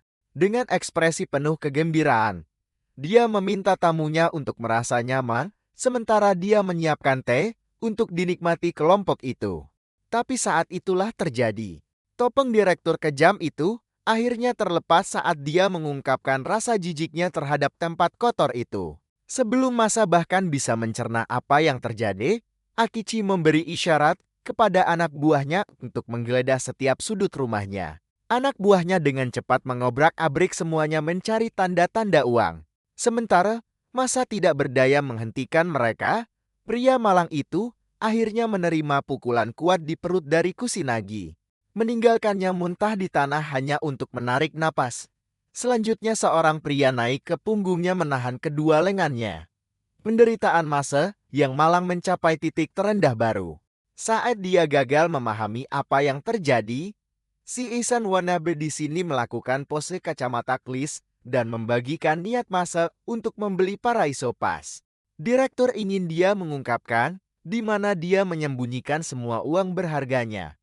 Pria malang itu kehilangan kata-kata, sampai direktur brutal itu menarik rambutnya, memperlakukan dia seperti bukan manusia. Saat dia menanamkan ke kepala Masa bahwa dia tidak suka membuang waktu, Akachi yang tanpa ampun meyakinkannya bahwa jika dia tidak mengungkapkan lokasi uang itu, dia akan kehilangan lebih dari sekadar uang tunainya. Masa yang malang menyadari bahwa omong kosong bonus spesial itu adalah kebohongan selama ini. Sementara direktur merasa jijik dengan IQ-nya yang rendah. Berlinang air mata dalam keadaan menyedihkan. Masa memohon belas kasihan, menyatakan bahwa dia tidak punya uang atas namanya karena dia hanyalah seorang budak. Namun, Akachi tidak suka membuang waktunya dan menamparnya hingga jatuh ke tanah. Dengan budak yang menolak untuk patuh, direktur memerintahkan anak buahnya untuk melaksanakan phase operasi berikutnya. Sebuah tang tergenggam di tangannya, pria itu mendekati masa yang tak berdaya, yang ketakutan akan nyawanya. Pria itu mendorong alat itu tepat ke mulutnya, memasang cengkeramannya pada gigi depan dan gigi serinya. Tanpa ampun pria itu mulai mencabut giginya sementara masa merintih kesakitan dan air mata, memohon agar mereka berhenti. Direktur psikopat itu mengabaikan tangisannya dan memerintahkan anak buahnya untuk menyelesaikannya. Hasilnya, rasa sakit gigi yang sebanding dengan kunjungan rata-rata Anda ke kantor dokter gigi, darah menyembur keluar dari mulutnya saat masa kehilangan akal karena terkejut dan kesakitan. Direktur mengingatkan budak itu akan posisinya dan apa yang dia katakan sebelumnya. Jika masa saja menyerahkan lokasinya, dia tidak perlu menanggung siksaan seperti itu. Tapi ini tidak berakhir di sini. Akachi lebih dari senang untuk melakukannya lagi jika masa menolak untuk bicara. Dengan setiap penolakan mengakibatkan budak itu kehilangan bagian lain dari dirinya. Di adegan berikutnya kita melihat para pekerja yang baru saja menyelesaikan hari kerja mereka untuk istirahat. Mereka berbicara tentang masa dan bagaimana dia, serta direktur menghilang untuk waktu yang lama. Sementara beberapa berspekulasi bahwa kepala operasi sangat menyukai teman mereka, Michio tidak begitu yakin. Dia melihat wakil direktur Washima kembali kepada mereka. Namun dengan aut kekecewaan dan kesedihan padanya, penasaran dengan apa yang terjadi pada temannya, Michio menanyakan kondisi masa. Wakil direktur berusaha sebaik mungkin untuk berpura-pura tidak tahu. Bertingkah seolah dia tidak tahu apa-apa. Tetapi Michio membalas dengan mengatakan bahwa dia tahu orang-orang ini sedang merencanakan sesuatu di balik layar. Ushima tidak menyangka akan dihadapkan dan diinterogasi. Tetapi demi keselamatan Michio, dia memberi pria itu sebuah nasihat. Dia tidak ingin dia menyelidiki lebih dalam jika dia menghargai keselamatannya sendiri. Nasihat itu membuat anak kita frustrasi, tetapi sayangnya tidak banyak yang bisa dia lakukan dalam situasi ini. Dan di adegan berikutnya kita menyadari bahwa penyiksaan brutal masa masih belum berakhir. Tidak. Dia telah kehilangan sebagian besar giginya dan bahkan tidak bisa mengatakan "eta" apa tanpa merintih kesakitan. Melihatnya merangkak di tanah, Akachi menasihati budak itu untuk berhenti melawan. Kalau tidak, dia tidak akan pernah bisa makan dengan cara yang sama lagi, mengucapkan sedikit kata-kata yang bisa dia ucapkan dalam keadaannya yang menyedihkan. Masa merong sekali lagi, dia tidak punya uang jadi dia tidak bisa mengatakan apa-apa. Sikapnya yang gigih semakin membuat direktur kesal, memaksanya untuk memperpanjang penyiksaan. Masa kehilangan gigi lagi. Tapi inilah bagian yang benar-benar menakutkan. Kali ini, para penculiknya mendorong gigi tajam yang sama tepat ke gusinya, menyebabkan rasa sakit yang membakar. Setelah menempatkan gigi kembali ke tempatnya, Akashi tersenyum. Bajingan itu mungkin berpikir dia bersikap baik tentang hal itu juga. Metode penyiksaan direktur tampaknya jelas. Dia akan memastikan budak itu kehilangan semua giginya. Dan kemudian dia akan menyuruh anak buahnya menanamnya kembali. Psikopat ini bernyanyi mengikuti irama pencabutan dan penanaman kembali saat masa terus kehilangan giginya. Sebelum mereka didorong kembali lagi dengan cara yang menyakitkan. Mereka telah membuat mulutnya berantakan total tanpa belas kasihan atau rencana untuk berhenti. Sungguh, dia berurusan dengan manusia paling keji di planet ini, orang-orang yang sangat menikmati kesenangan dalam penderitaan orang lain. Lagu yang sama berlanjut saat direktur sangat menikmati, yang secara tragis dikontraskan dengan jeritan mengerikan Masa. Dengan sesi penyiksaan lain yang telah berakhir, direktur bertanya-tanya apakah budak itu akhirnya memutuskan untuk berubah pikiran tentang uang itu. Wajah Masa beristirahat di antara giginya yang patah. Satu-satunya hal yang menghibur pemuda ini adalah kenangan manis adiknya. Kebebasan, kegembiraan, dan masa depan itulah alasan dia bertahan begitu lama. Bahkan dia berencana untuk terus maju, berjanji tidak akan pernah menyerah. Karena Masa bersedia melakukan segalanya untuk keluar dari pulau sialan ini, kembali ke rumah, adik perempuannya Yul memiliki beberapa masalah medis yang memerlukan operasi.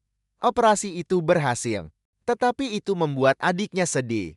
Karena uang kakaknya, Masa tidak membiarkannya merasakan apa-apa dan memberitahunya bahwa dia telah mendapatkan pekerjaan baru dan bahwa dia akan memastikan untuk menghasilkan banyak uang demi adiknya.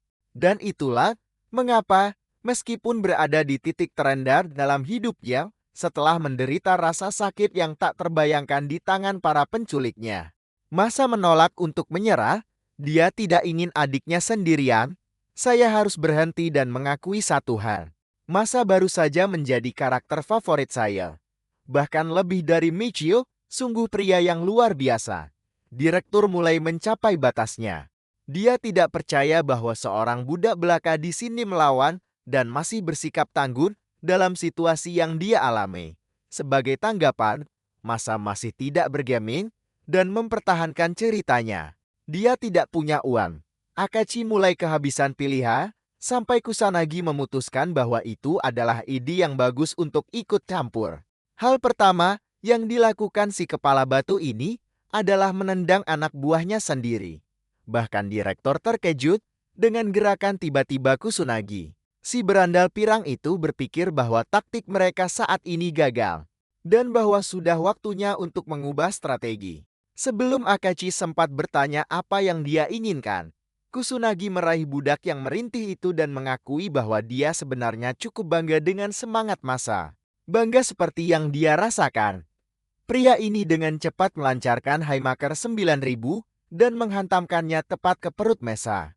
Secara harfiah menghancurkan tulang rusuknya. Memuntahkan darah dan gelombang rasa sakit yang tak terbayangkan lainnya. Masa merangkak untuk mengatur napasnya. Si pirang itu sekali lagi terkesan dan berpikir bahwa orang-orang yang menolak berbicara bahkan setelah dipukuli adalah yang paling menyenangkan untuk disiksa. Jadi pada dasarnya pria ini di sini menikmati dirinya sendiri. Sambil menghancurkan kegigihan Masa, dia melancarkan pukulan lagi, pukulan yang sama yang mampu menghancurkan tulang seseorang pada setiap bentura budak yang disiksa. Budak itu menggambarkan situasi ini dalam benaknya, percaya bahwa pukulan Kusanagi bahkan lebih menyakitkan daripada penyiksaan pencabutan gigi yang dia alami sepanjang hari. Dengan sangat senang memukulnya, Kusanagi bersiap untuk memukulnya lagi jika serangan ini mengenai kepalanya. Bahkan Masa tahu bahwa dia mungkin tidak akan selamat. Pikiran terakhirnya sekali lagi adalah kenangan berharga adiknya, yang sebenarnya hanya peduli agar kakaknya kembali hidup. Pukulan pencabut nyawa itu mengenai tubuh Masa sementara Akichi menikmati pemandangan itu. Berkomentar bahwa semua penderitaannya bisa berhenti jika dia mulai berbicara. Pemukulan brutal terus berlanjut. Kusanagi menghancurkannya dari depan dan belakang, memperlakukannya seperti samsak. Penyiksaan Masa diiringi dengan wajah adiknya yang tercinta. Dia terlempar dengan setiap pukulan dan masih menolak untuk berbicara. Ketegasan direktur mulai retak. Dia membentak budak itu untuk mengungkapkan lokasi uang sialan itu. Meskipun semua penderitaan yang dia alami, Masa masih tidak menyerah. Dia mempertahankan pendiriannya, tidak ada uang. Sungguh pria yang gigih. Akichi selesai dengan penyiksaan dan memberikan izin penuh kepada si berotot untuk mengakhiri hidupnya. Dengan senang hati, pria itu melayangkan pukulan mengerikan saat adegan terputus. Sementara ini terjadi, Michio melaju dengan kecepatan penuh untuk menyusul ke tempat temannya. Jelas khawatir setelah percakapannya dengan wakil direktur. Tapi ketika dia tiba di dalam, tidak ada apa-apa. Tidak ada apa-apa kecuali seorang pria menyedihkan yang berlumuran darah dan memar di sekujur tubuhnya, seorang pria yang hampir tidak bisa bernapas, tapi masih berhasil menyebut nama Michio. Michio terkejut melihat temannya dalam kondisi seperti itu dan menahannya. Berkat pengalaman militernya, dia sepenuhnya memahami kondisi mengerikan Masai. Anak ini mengalami patah tulang rusuk bawahnya dan bahkan pernapasannya sangat cepat. Ini adalah kabar burung, terutama ketika ada kemungkinan tulang rusuk menusuk salah satu paru-parunya. Sedangkan untuk wajahnya, Masa tampaknya mengalami patah tulang hidung dan rongga mata di sekujur tubuhnya, belum lagi patah tulang tengkorak juga. Ada luka tusuk yang menyakitkan di dalam gusinya dan jelas tidak ada gigi yang ditemukan. Kurasa harapan Michio untuk hidup temannya perlahan memudar. Sama seperti saya ketika melihat Masa dalam keadaan seperti itu. Denyut nadi lemah ditambah dengan cedera traumatis seperti itu. Itu hanya mengarah pada satu pertanyaan di benak anak kita. Dia sangat ingin tahu manusia macam apa yang terus menyiksa seseorang hingga kondisi seperti itu. Meskipun keadaannya, Masa merangkai beberapa kalimat dan menyesal tidak mengikuti nasihat Michio. Pada akhirnya, mereka benar-benar mengincar uangnya. Tetapi bahkan setelah semua penyiksaan ini, dia tidak menyerah. Dia melindunginya dengan nyawanya. Semua tekad itu hampir tidak berarti lagi. Karena uang itu tidak berguna bagi Masa dalam kondisi dia sekarang, jadi dia membuat keputusan mulia untuk mempercayakan setiap sen terakhir kepada temannya, Michio. Tetapi karena keyakinan pribadi Michio, dia tidak suka berutang budi, bahkan dia memiliki harapan akan kesembuhan temannya dan ingin Masa menggunakannya untuk membantu dirinya sendiri. Namun, tampaknya semangat Masa telah menerima kenyataan pahit, dia tidak akan selamat. Dia sekarat di pelukan temannya. Dan jika dia tidak menyerahkan uang itu kepada satu-satunya orang yang paling dia percaya, semuanya akan sia-sia. Maka Masa mengungkapkan lokasi penyimpanan uang itu. Tempatnya tepat di depan. Itu adalah pohon bertanda, dan tepat di sebelahnya uang itu terkubur di bawahnya. Masa sepenuhnya memahami bahwa dia bekerja siang dan malam untuk mendapatkan jumlah ini. Fakta bahwa dia mempercayakannya kepada Michio sangat berarti. Satu-satunya hal yang dia minta sebagai balasan adalah agar Michio menemukan saudara perempuannya setelah dia keluar dari pulau itu. Penyebutan seorang saudara perempuan mengejutkan anak kita, bahkan dalam kematian. Masa tidak bisa menahan diri untuk tidak bersukacita dalam kenangan yang dia bagikan dengannya. Tentang bagaimana dia memotong rok favoritnya hanya untuk memberi hadiah kepada kakaknya karena bekerja sangat keras. Aku hampir tidak bisa membayangkan siapapun tersenyum setelah penyiksaan yang dialami Masa. Tapi dia masih merasakan kebahagiaan mengetahui bahwa Michio akan menemukannya dan membantunya. Namun, anak kita tidak merasa yakin dengan kesempatannya dan berpikir bahwa itu adalah janji yang jauh di atas kemampuannya. Masa menyerah pada ketakutan dan berteriak padanya dalam penolakan, memohon dan memohon padanya untuk menjaga Yi Honjo, satu-satunya adik perempuannya yang tercinta. Dan ketika dia akhirnya bertemu dengannya, Masa ingin Michio menyampaikan pesan bahwa kakak laki-lakinya tidak pernah melupakannya. Bahkan di saat-saat terakhirnya. Mengucapkan kata-kata itu, tubuh Masa lemas. Semangatnya hancur, dan dia pergi menuju peristirahatan abadi. Aku baru mengenal karakter sampingan ini selama beberapa bab dan rasa hormatku padanya sangat tinggi. Sukai video ini jika kamu merasakan hal yang sama. Michio dibebani dengan memastikan perpisahan yang layak untuk teman tercintanya. Dia menutup matanya dan merangkul momen itu dengan keberanian dan keheningan. Dalam setiap tetesan air mata yang Masa tumpahkan, kenangan akan adiknya tetap ada. Sebuah akhir yang indah. Di luar, Michio membawa tubuh temannya untuk dimakamkan dengan layak. Sementara seseorang mengawasi adegan itu dari dekat. Tiba di pohon yang sama yang Masa bicarakan, Michio dengan cepat mulai menggali tempat itu. Setelah beberapa saat, dia menemukan sebuah kotak di dalamnya. Dia menariknya keluar dan membukanya, mengungkapkan tabungan hasil kerja keras temannya. Michio menoleh ke tubuh Mase dan meyakinkannya bahwa dia telah mengamankan uang itu. Ingat kain yang diberikan adiknya padanya? Itu terikat di lengan kirinya. Michio dengan cepat melepaskan ikatan itu dan memutuskan untuk menyimpannya sebagai tanda terakhir untuk mengingat temannya. Dia mengikatnya di sekitar wajahnya, menggunakannya sebagai topeng, dan berterima kasih kepada temannya karena telah membantunya. Tepat ketika kita semua berpikir bahwa semuanya akan tenang, Akishi dan anak buahnya tiba entah dari mana. Mereka terkejut bahwa masa menahan penyiksaan sampai mati, kehilangan nyawanya serta uangnya.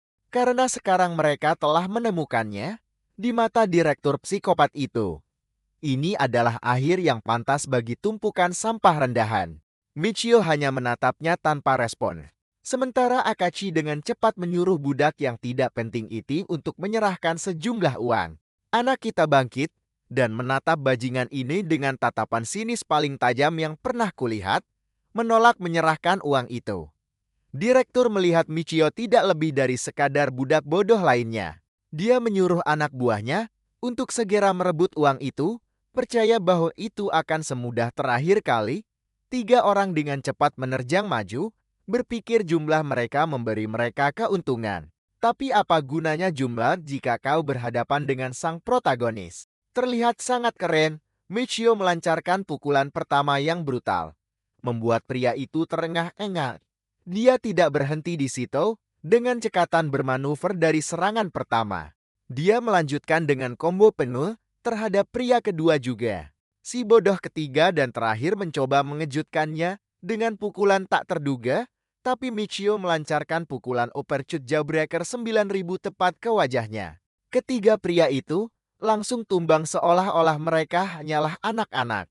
Akhirnya anak kita memecah keheningannya, menyatakan bahwa uang itu dipercayakan kepadanya oleh temannya. Dana perang itu akan digunakan untuk tujuannya sendiri. Dan jika ada yang berani mencurinya darinya, dia akan memastikan untuk memusnahkan mereka.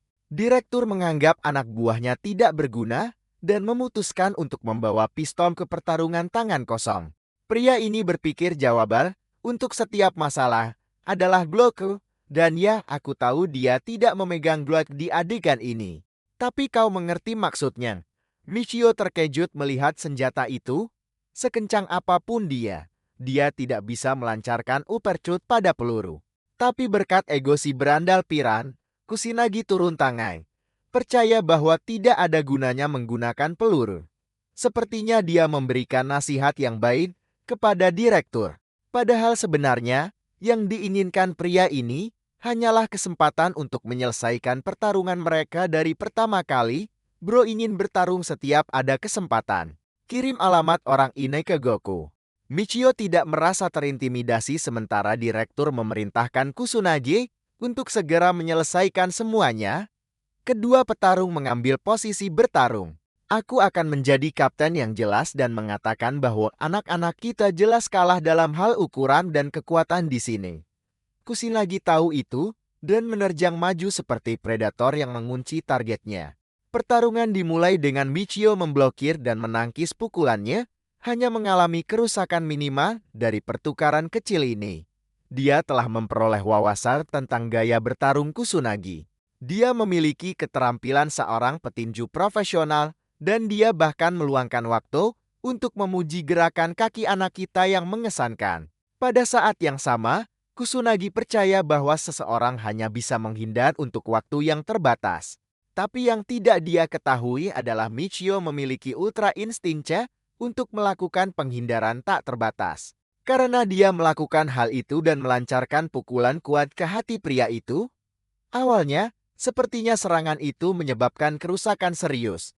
Tapi cerita ini menggambarkan konsep ukuran dan kekuatan dengan sempurna. Karena si pirang di sini tidak merasakan apa-apa bahkan setelah serangan itu. Pukulan ke hati bukanlah lelucon, namun Kusanagi di sini bertindak seolah-olah itu bahkan tidak menggelitiknya, membuktikan bahwa Michio benar-benar harus meningkatkan permainannya untuk mengalahkannya. Sebagai respon, Kusanagi melancarkan pukulan keras. dan serangannya benar-benar membuat anak kita terpental ke belakang. Itu adalah pukulan yang sangat brutal, sehingga Michio membutuhkan waktu sedetik untuk mempertahankan posisinya. Setelah itu, ditambah dengan komentar Akichi. Dia berpikir bahwa kucing hanya bisa menghindar sejauh itu melawan harimau. Terlepas dari omongan kotor itu, Michio kembali ke ring dan melancarkan rentetan pukulan untuk menjatuhkan Kusunagi. Pukulan dan kecepatannya yang mengesankan cukup untuk membuat direktur terkejut, tapi sekali lagi, tingkat kekuatan ini tidak akan cukup untuk menjatuhkan lawan yang mengerikan seperti Kusunagi. Ngomong-ngomong, pria itu menyiapkan pukulan kuat lainnya, memperingatkan anak kita untuk memblokir dengan kedua lengannya. Pukulan itu mengenai dan cukup menghancurkan, melontarkan Michio ke udara lagi. Sekali lagi dia harus mendapatkan kembali posisinya. Tapi kali ini anak kita berdiri di tepi tebing. Kusunagi mengamuk, percaya bahwa menghindar tidak akan banyak membantu budak itu. Tapi Michio menggunakan iki pertempuran gilanya dan menunggu pukulan itu, lalu dia membiarkan pukulan itu meluncur melewatinya. Menggunakan celah singkat itu untuk melancarkan hook brutal ke wajah lawannya. Menghancurkan setidaknya 20 sel otak dengan serangan itu. Serangan itu mengenai dan benar-benar membuat Kusunagi linglung setelah benturan. Tubuhnya mungkin kokoh, tetapi kepala manusia hanya bisa menahan begitu banyak trauma fisik. Pukulan pertama Michio yang berhasil mungkin telah mulai mengubah jalannya pertempuran. Namun Kusunagi justru sangat senang, karena dia didesak untuk pertama kalinya. Dia melihat pertarungan ini sebagai pertarungan yang sesungguhnya. Keduanya kembali ke posisi bertarung mereka dan dengan gagah berani bersiap untuk pertukaran lainnya. Si pirang memperhatikan posisi kuda-kuda lawan dan kali ini dia siap untuk itu. Jadi ketika dia melayangkan pukulan, dia sebenarnya menghentikannya tepat di depan wajah Mitsuya. Ini sebenarnya disebut feint. Dan Kusunagi dengan sangat baik menggunakannya untuk keuntungannya untuk menyiapkan serangan aslinya. Sebuah tendangan dari sudut pandang direktur. Anak kita dengan tajam mengamati gerakan Kusunagi. Menganggapnya seperti petinju biasa. Tapi begini, berandal pirang ini juga tahu cara melancarkan tendangan. Di antara serangannya, mempersulit gaya bertarungnya. Dalam hitungan detik, intuisi Michio muncul saat dia dengan cepat mengubah posisinya untuk memblokir tendangan destruktif yang menargetkan kepalanya. Pertahanan suksesnya membuat Kusunagi tertegul selama 1 menit penuh dan membuatnya terkejut mencari celah. Anak kita menjatuhkannya menggunakan kesempatan ini, menguasai tanah. Melihat Kusunagi kewalahan dan dikalahkan. Seperti ini telah mengejutkan jiwa sang direktur, bahkan si berandal itu sendiri kehilangan kata-kata. Seolah Michio membaca niatnya untuk menciptakan tipuan dan menggunakan tendangan sejak awal. Saat dia membanting pria 2 kali lipat ukurannya, Michio menjelaskan bahwa dia bisa membaca perbedaan halus dalam posisi tubuh bagian bawahnya, menunjukkan kepadanya bahwa lawannya juga terbiasa menendang, dan dengan sedikit penjelasan itu, Michio menyikut wajahnya dengan keras, meninggalkan rasa sakit yang menyengat di wajah Kusunagi. Pria ini pada dasarnya sudah tamat saat Michio menyiapkan siku lagi untuk mengakhiri pertarungan. Tetapi entah bagaimana, Kusunagi berhasil membalikkan keadaan. Dia berhasil mencengkeram leher anak kita, meninggalkannya sangat rentai dalam posisi seperti itu. Si berandal berambut pirang itu berpikir sayang sekali karena Michio hampir memenangkan pertarungan. Tapi dia cepat melupakan satu hal. Ini bukan pertarungan seni bela diri di mana mereka harus mengikuti aturan, katanya. Dia membanting anak kita ke tanah dan mulai mencekiknya. Kusunagi mengaum bahwa pertempuran ini adalah pertarungan sungguhan, di mana apapun boleh. Michio kesulitan bernapas dan tidak punya banyak pilihan di sini. Sementara itu, Direktur Akichi menikmati hiburan. Dia belum pernah melihat Kusunagi bertarung habis-habisan melawan siapapun seperti ini sebelumnya. Meskipun banyak budak di masa lalu memberontak, itu tidak pernah berhasil bagi mereka. Beberapa di antaranya bahkan terampil dalam seni bela diri. Tetapi pada akhirnya mereka dibantai oleh tangan Kusunagi.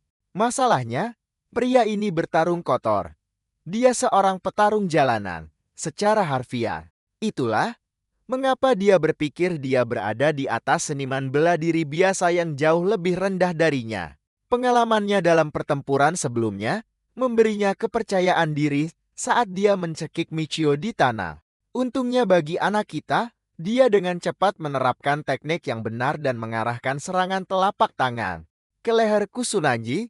Selain itu, dia memposisikan kakinya dalam kuda-kuda yang menjauhkan lawannya dari cengkeraman yang kuat.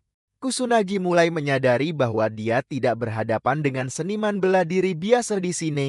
Anak kita dengan cepat menunjukkan siapa bosnya dengan menggerakkan kakinya ke posisi yang mengunci lengan Kusunagi dan kemudian menggunakan manuver yang sama. Michio mentransfer momentum ke berat tubuh bagian bawahnya, menghancurkan Kusunagi di tanah dan mendapatkan kembali peluang kemenangannya. Si berandal pirang itu bahkan tidak sempat memproses situasi tersebut. Michio telah mengunci lengannya dan mendorongnya ke bawah untuk menahannya di tempat.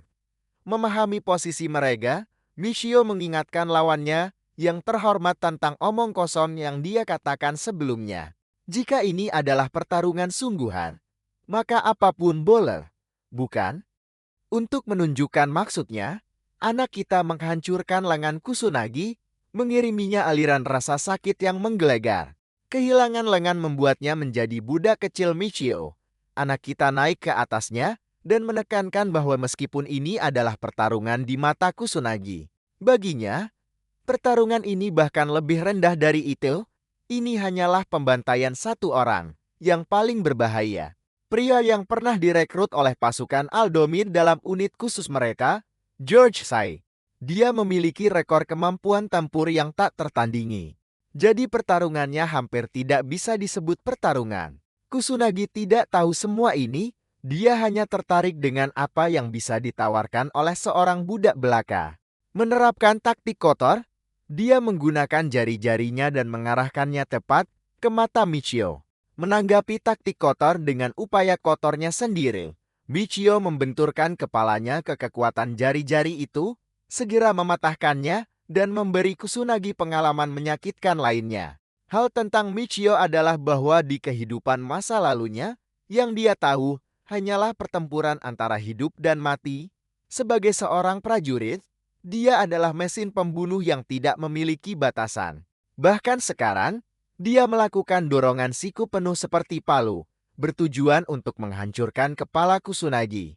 Untungnya bagi Kusunagi, dia berhasil menghindarinya tepat waktu, tetapi siku yang sama itu tidak memiliki keraguan sedikit pun di baliknya.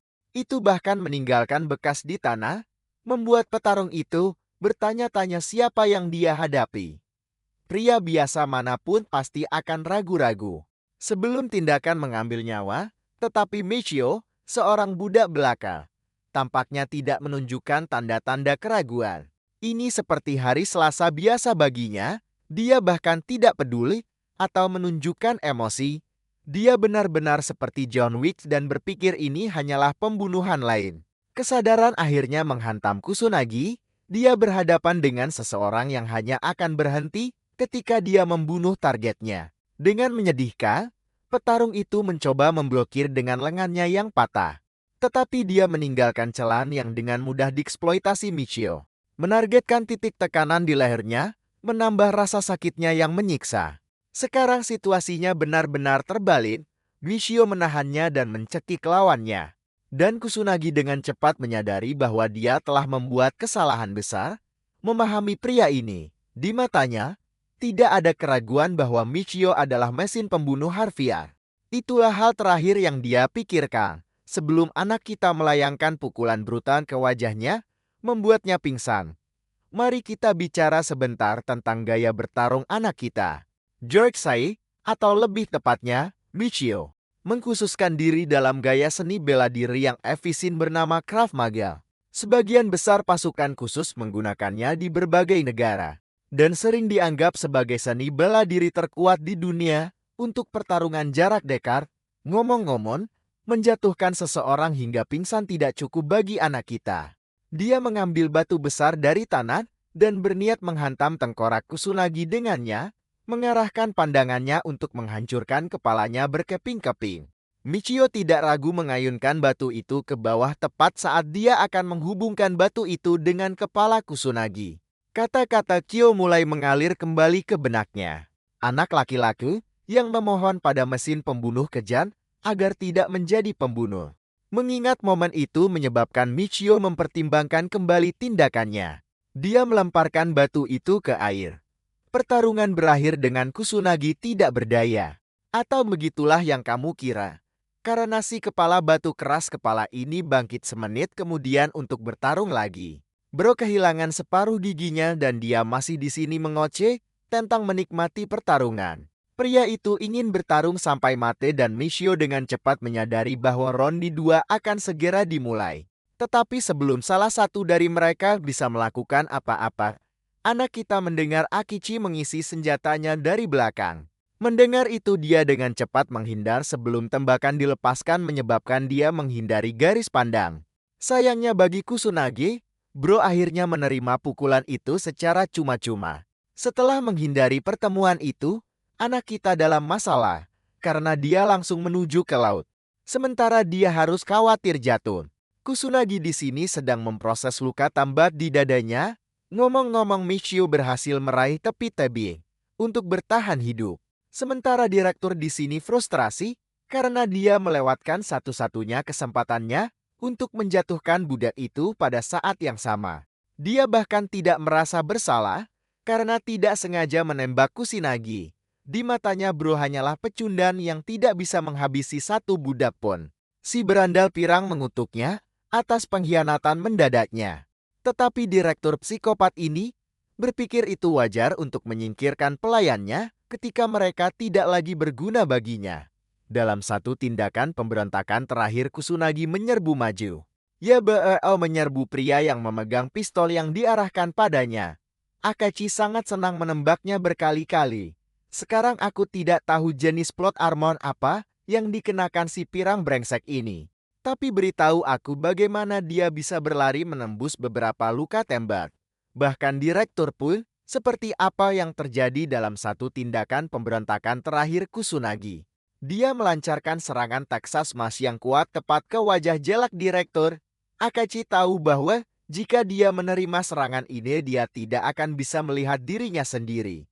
Dicermin lagi jadi dia mengaktifkan aimbotnya dan melakukan headshot bersih pada Kusunagi menghentikan amukannya yang berapi-api dan mengakhiri pertarungan. Pukulan itu hanya berhenti beberapa inci dari wajah Akachi, sehingga masih membuatnya ketakutan setengah mati. Hanya saja dia tidak bisa merasakan pukulan fisik itu. Mayat Kusunagi yang tak bernyawa roboh ke tanah sementara direktur tertawa seperti orang gila. Dia merayakan momen itu dengan menendang-nendang mayat Kusunagi. Percaya bahwa itu adalah pembebasan yang baik untuk anjing gila yang tidak berguna seperti dia. Aku bahkan tidak bercanda. Bro sangat membenci mayatnya, sehingga dia tidak bisa berhenti menendangnya. Akichi menggeram pada bawahannya yang kalah untuk bangkit dan mengajukan laporan segera. Dia ingin menyalahkan kematian Kusunagi pada Michio dengan menuduhnya mencuri pistol. Akhirnya dia mengalihkan perhatiannya kembali kepada pria yang bertanggung jawab. Michio menatapnya dari kejauhan. Menilai pilihannya, direktur memujinya karena telah mencapai sejauh ini dengan kehebatan bertarungnya yang luar biasa. Tetapi pada saat yang sama direktur jahat itu mengingatkan Michio bahwa seorang pria tidak bisa memenangkan perang tidak peduli berapa keras dia mencoba. Pada akhirnya senjata dan strategi memenangkan semuanya. Mengejutkan, Michio mengangkat tangannya ke udara seolah-olah mengatakan dia menyerah. Gerakan ini mengejutkan di mata Akachi yang sangat senang mengetahui bahwa bahkan seorang petarung yang kuat pun takut tertangkap di ujung pistol. Michio tidak mengatakan sepatah kata pun dan mempertahankan posisinya untuk menyerah. Direktur tidak ingin mengampuni nyawanya. Lagi pula dia hanya membuang-buang waktu dan peluru berharganya. Dengan sombong Akachi berjalan mendekati pria itu, menunjukkan bahwa budak itu membuat pilihan yang buruk berlari ke tepi tebing. Michio akhirnya memecah keheningannya, menyatakan bahwa dia sebenarnya membuat pilihan yang tepat. Direktur mendengar suara tiba-tiba mempertanyakan dari mana asalnya. Apakah kalian ingat drone aimbot dari sebelumnya? Ya, mereka baru saja diaktifkan berkat upaya Michio untuk turun tebing. Direktur menyadari persis apa yang akan terjadi. Saya pikir kita semua tahu. Sebelum salah satu anak buah direktur bisa memahami situasinya, mereka langsung ditembak mati. Satu pria jatuh ke tanah meninggalkan Akichi menyadari bahwa dunianya akan diguncang oleh drone. Wajah putus asa mereka adalah pemandangan yang patut dilihat, terutama di depan mesin yang tidak peduli siapa kamu saat terkunci. Targetnya, dua pria lainnya mulai berlari ke arah yang berlawanan berpikir bahwa itu akan cukup untuk menyelamatkan hidup mereka. Tetapi drone menangkap gerakan mereka dan mengunci dalam mode pengejaran. Sekarang tidak akan berhenti sampai mencapai satu tujuan tunggalnya. Eliminasi target. Mari kita ambil alih pikiran Michio sejenak. Dia merenungkan bahwa pengejar gila itu terkena karena memburu apapun yang bergerak dan melenyapkannya tanpa berpikir dua kali.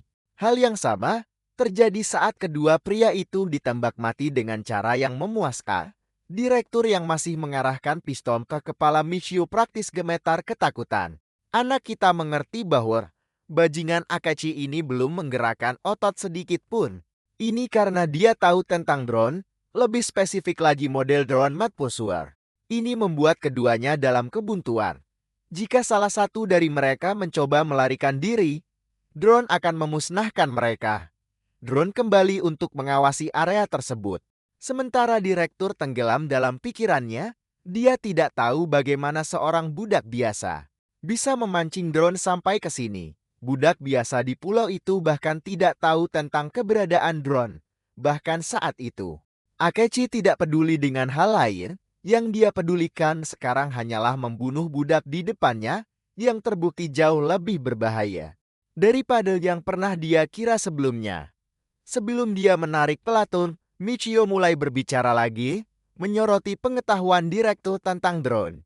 Dia juga dengan senang hati mengingatkan direktur bahwa jika dia akhirnya menarik pelatuknya, bukan hanya Michio yang akan mati, melainkan drone akan memastikan bahwa Akachi sendiri akan berakhir dengan belasan lubang. Direktur terkejut dengan kata-katanya, tetapi dia berpikir anak kita hanya menggertak. Secerdas apapun teknologi deteksinya, dia berpikir itu tidak cukup cerdas untuk melacak gerakan pelatuk. Mendengar ini, Michio mengubah pendekatannya dan mendorong direktur untuk mencoba menembaknya. Maka dia akan dengan mudah menemukan jawabannya, apakah itu benar-benar gertakan atau tidak. Akachi sudah di ujung akalnya. Sementara anak kita terus menghinanya di depan wajahnya, memanggilnya pengecut yang tidak bisa melakukan apa-apa selain melontarkan hinaan kepada orang lain. Bahkan, dia telah menanamkan begitu banyak ketakutan pada direktur, sehingga Akachi bahkan tidak menggerakkan mulutnya tanpa niatnya. Itu membuatnya sangat marah bahwa seorang budak mempermainkannya. Akachi ingin membunuh tumpukan sampah di depannya karena berani mengucapkan kata-kata seperti itu. Seperti yang terlihat sekarang, dia mempertimbangkan bahwa jika dia menarik pelatuknya, drone tidak akan bisa melacak beberapa sentimeter. Gerakan, pada saat yang sama, ketakutan yang membayangi akan reaksi drone dalam jendela kecil itu melayang di benaknya.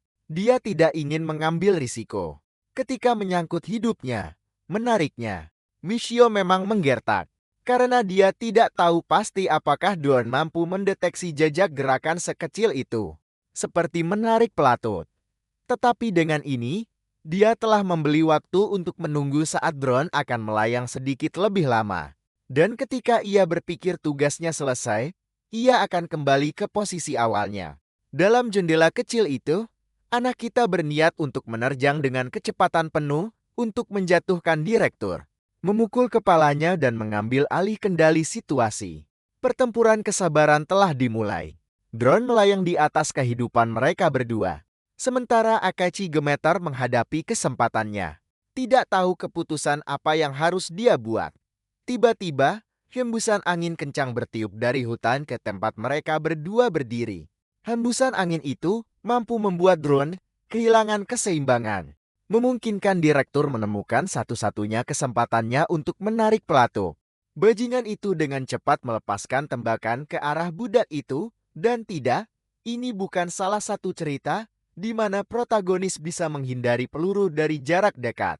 Tetapi berkat bidikan Stormtrooper AKC, yang terbaik yang bisa dia lakukan hanyalah menyerempet bau anak kita. Ngomong-ngomong, karena Michio bereaksi terhadap peluru, drone dengan cepat mendeteksi gerakannya dan menguncinya sebagai target. Ini adalah berita buruk, dan anak kita mengetahuinya. Dia melesat maju tanpa berpikir dua kali. Drone mulai menghujani dia dengan rentetan peluru. Peluru-peluru itu sama sekali gagal mengenai target karena Michio memilih untuk melompat dari tebing. Masalahnya adalah dia tidak bisa menghindar di udara, dan karena itu dia tertembak di pahanya, yang merupakan pemandangan menghibur bagi direktur. Adegan terakhir tampaknya adalah kekalahan. Tubuh anak kita jatuh dari tebing, dia tidak memiliki pertahanan dan dia telah tertembak dua kali sekaligus. Saat dia jatuh, Michio melakukan satu manuver terakhir dan mengarahkan kembali tubuhnya di udara, memungkinkannya mendarat di laut dengan kedua kakinya. Michio mungkin telah jatuh ke air, tetapi drone sialan ini tidak berhenti di situ. Drone itu haus darah dan mulai menembak ke dalam laut. Peluru-peluru itu untungnya gagal mengenai target. Tetapi itu tetap tidak mengubah fakta bahwa anak kita terluka parah. Menggunakan kesempatan ini untuk melarikan diri, dia bermanuver lebih dalam ke air, menyebabkan drone berpikir bahwa ia telah menyelesaikan eksekusi targetnya. Mengucapkan kata-kata itu, drone kembali ke posisi awalnya di mana Akachi menunggu dengan piston di tangannya. Dia tidak cukup bodoh untuk mencari masalah dengan drone. Jadi dia pergi memeriksa tebing dan menyadari bahwa budak itu menemui ajalnya. Pemandangan kemenangan itu menghiburnya saat dia menikmati kejayaannya sendiri. Dia tertawa terbahak-bahak seolah dia baru saja melihat sketsa dari Trevor Wallace atau Matt Reeves. Kembali ke anak kita. Michio muncul dari air, menyadari bahwa drone dan direktur sudah pergi. Dengan ancaman langsungnya yang telah dihilangkan. Ancaman luka-lukanya menggantikan mereka. Kakinya terluka parah dan berdarah di dalam air. Menyadari bahwa peluru itu sebenarnya masih ada di dalam kakinya, dia dengan cepat menggunakan kain dari topengnya untuk menghentikan pendarahan. Langkah selanjutnya adalah segera mengobati lukanya, jadi sambil berenang sebaik mungkin dengan pendarahan. Dia mendekati tebing, tapi tiba-tiba dia mendengar sesuatu. Seekor megalodon sialan ada di sini untuk mengambil nyawa pria ini. Hiu raksasa itu akan membelahnya menjadi dua. Tapi untungnya dia berhasil menghindari ajalnya. Kesadaran menghantamnya, ingat darah itu memancing hiu itu sampai ke sini. Dalam waktu singkat ini, Michio memahami bahaya sebenarnya yang dia hadapi. Dia tidak hanya menghadapi hiu biasa, dia menghadapi predator tertinggi lautan. Alasan mengapa film Jaws bahkan ada hiu putih besar, seekor binatang dengan bentuk tubuh dinamis yang dibuat untuk membunuh dan bergerak dengan kecepatan luar biasa. Hiu yang sama yang kekuatan gigitannya jauh melampaui tekanan 1 ton, dan makhluk yang sama itu ada di sini mencoba memakan karakter utama kita. Michio menghindari menjadi santapan hiu dengan menghindar lagi, meskipun aku tidak yakin mengapa dia repot-repot melirik kecepatan. Jika dia bisa menghindarinya dengan begitu mudah, meskipun dia menghindari gigitan, ekor hiu itu masih berhasil mencambuknya dengan kekuatan luar biasa, menyebabkannya kehilangan napas di dalam air. Bukan hanya itu, hiu itu dengan cepat menyesuaikan lintasannya untuk kesempatan kedua menyerang. Michio naik untuk mengambil napasnya kembali. Dan disinilah dia melihat bayangan samar hiu putih besar yang dengan cepat membesar, memahami bahwa dia akan diserang dari bawah. Michio mengambil inisiatif dan masuk ke dalam air. Dia merentangkan lengannya datar dan mulai aura farming dalam posisi ta. Ini sebenarnya strategi yang sangat baik dari anak kita. Kau tahu, hiu suka menyergap mangsanya. Tapi dalam kasus ini, anak kita membuatnya jelas dengan posisi jantannya bahwa dia telah menyadari mesin pembunuh bergigi jelek di lautan itu. Aku bahkan tidak percaya aku mengatakan ini. Tapi pria ini benar-benar membuat Yu itu tertegul selama semenit dengan gerakannya. Pada saat yang sama, kakinya yang berdarah menyebabkan lebih banyak masalah baginya, mendorong Yu itu untuk menyerang.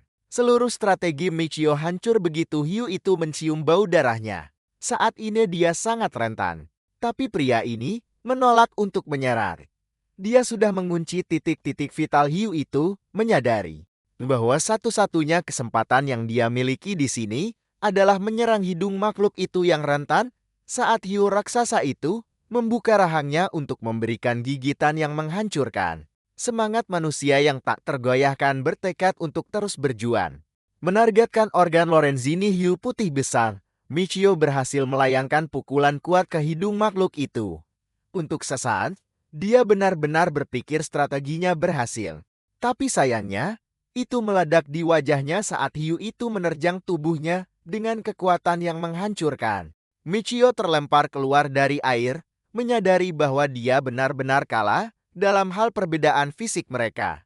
Bro ini melawan hiu putih besar tanpa senjata apapun. Sambil terluka, rasanya seperti dia mengalami hidup di tingkat kesulitan Elden Ring. Bagaimanapun, Michio mengambil napasnya lagi, sangat khawatir bahwa hiu itu mungkin masih berputar-putar untuk menyerangnya. Dan ya, hiu itu akan melakukan hal itu, kali ini memanfaatkan titik buta Michio. Hiu raksasa itu membuka rahangnya untuk melahapnya, sementara manusia yang terluka itu nyaris tidak berhasil menghindari gigitan. Itu kabar baiknya setidaknya, tapi ini kabar buruknya. Bajunya tersangkut di rahangnya, memaksanya terseret bersamanya. Hiu raksasa itu menariknya jauh ke bawah. Sementara Michio mengakui bahwa bahkan puncak kekuatan manusia tidak seberapa dibandingkan dengan kekuatan predator Apex Aquatic. Meskipun anak kita bertarung dengan sangat baik, dia menyerah pada keputusasaan saat tubuhnya terombang-ambing ke laut yang lebih dalam.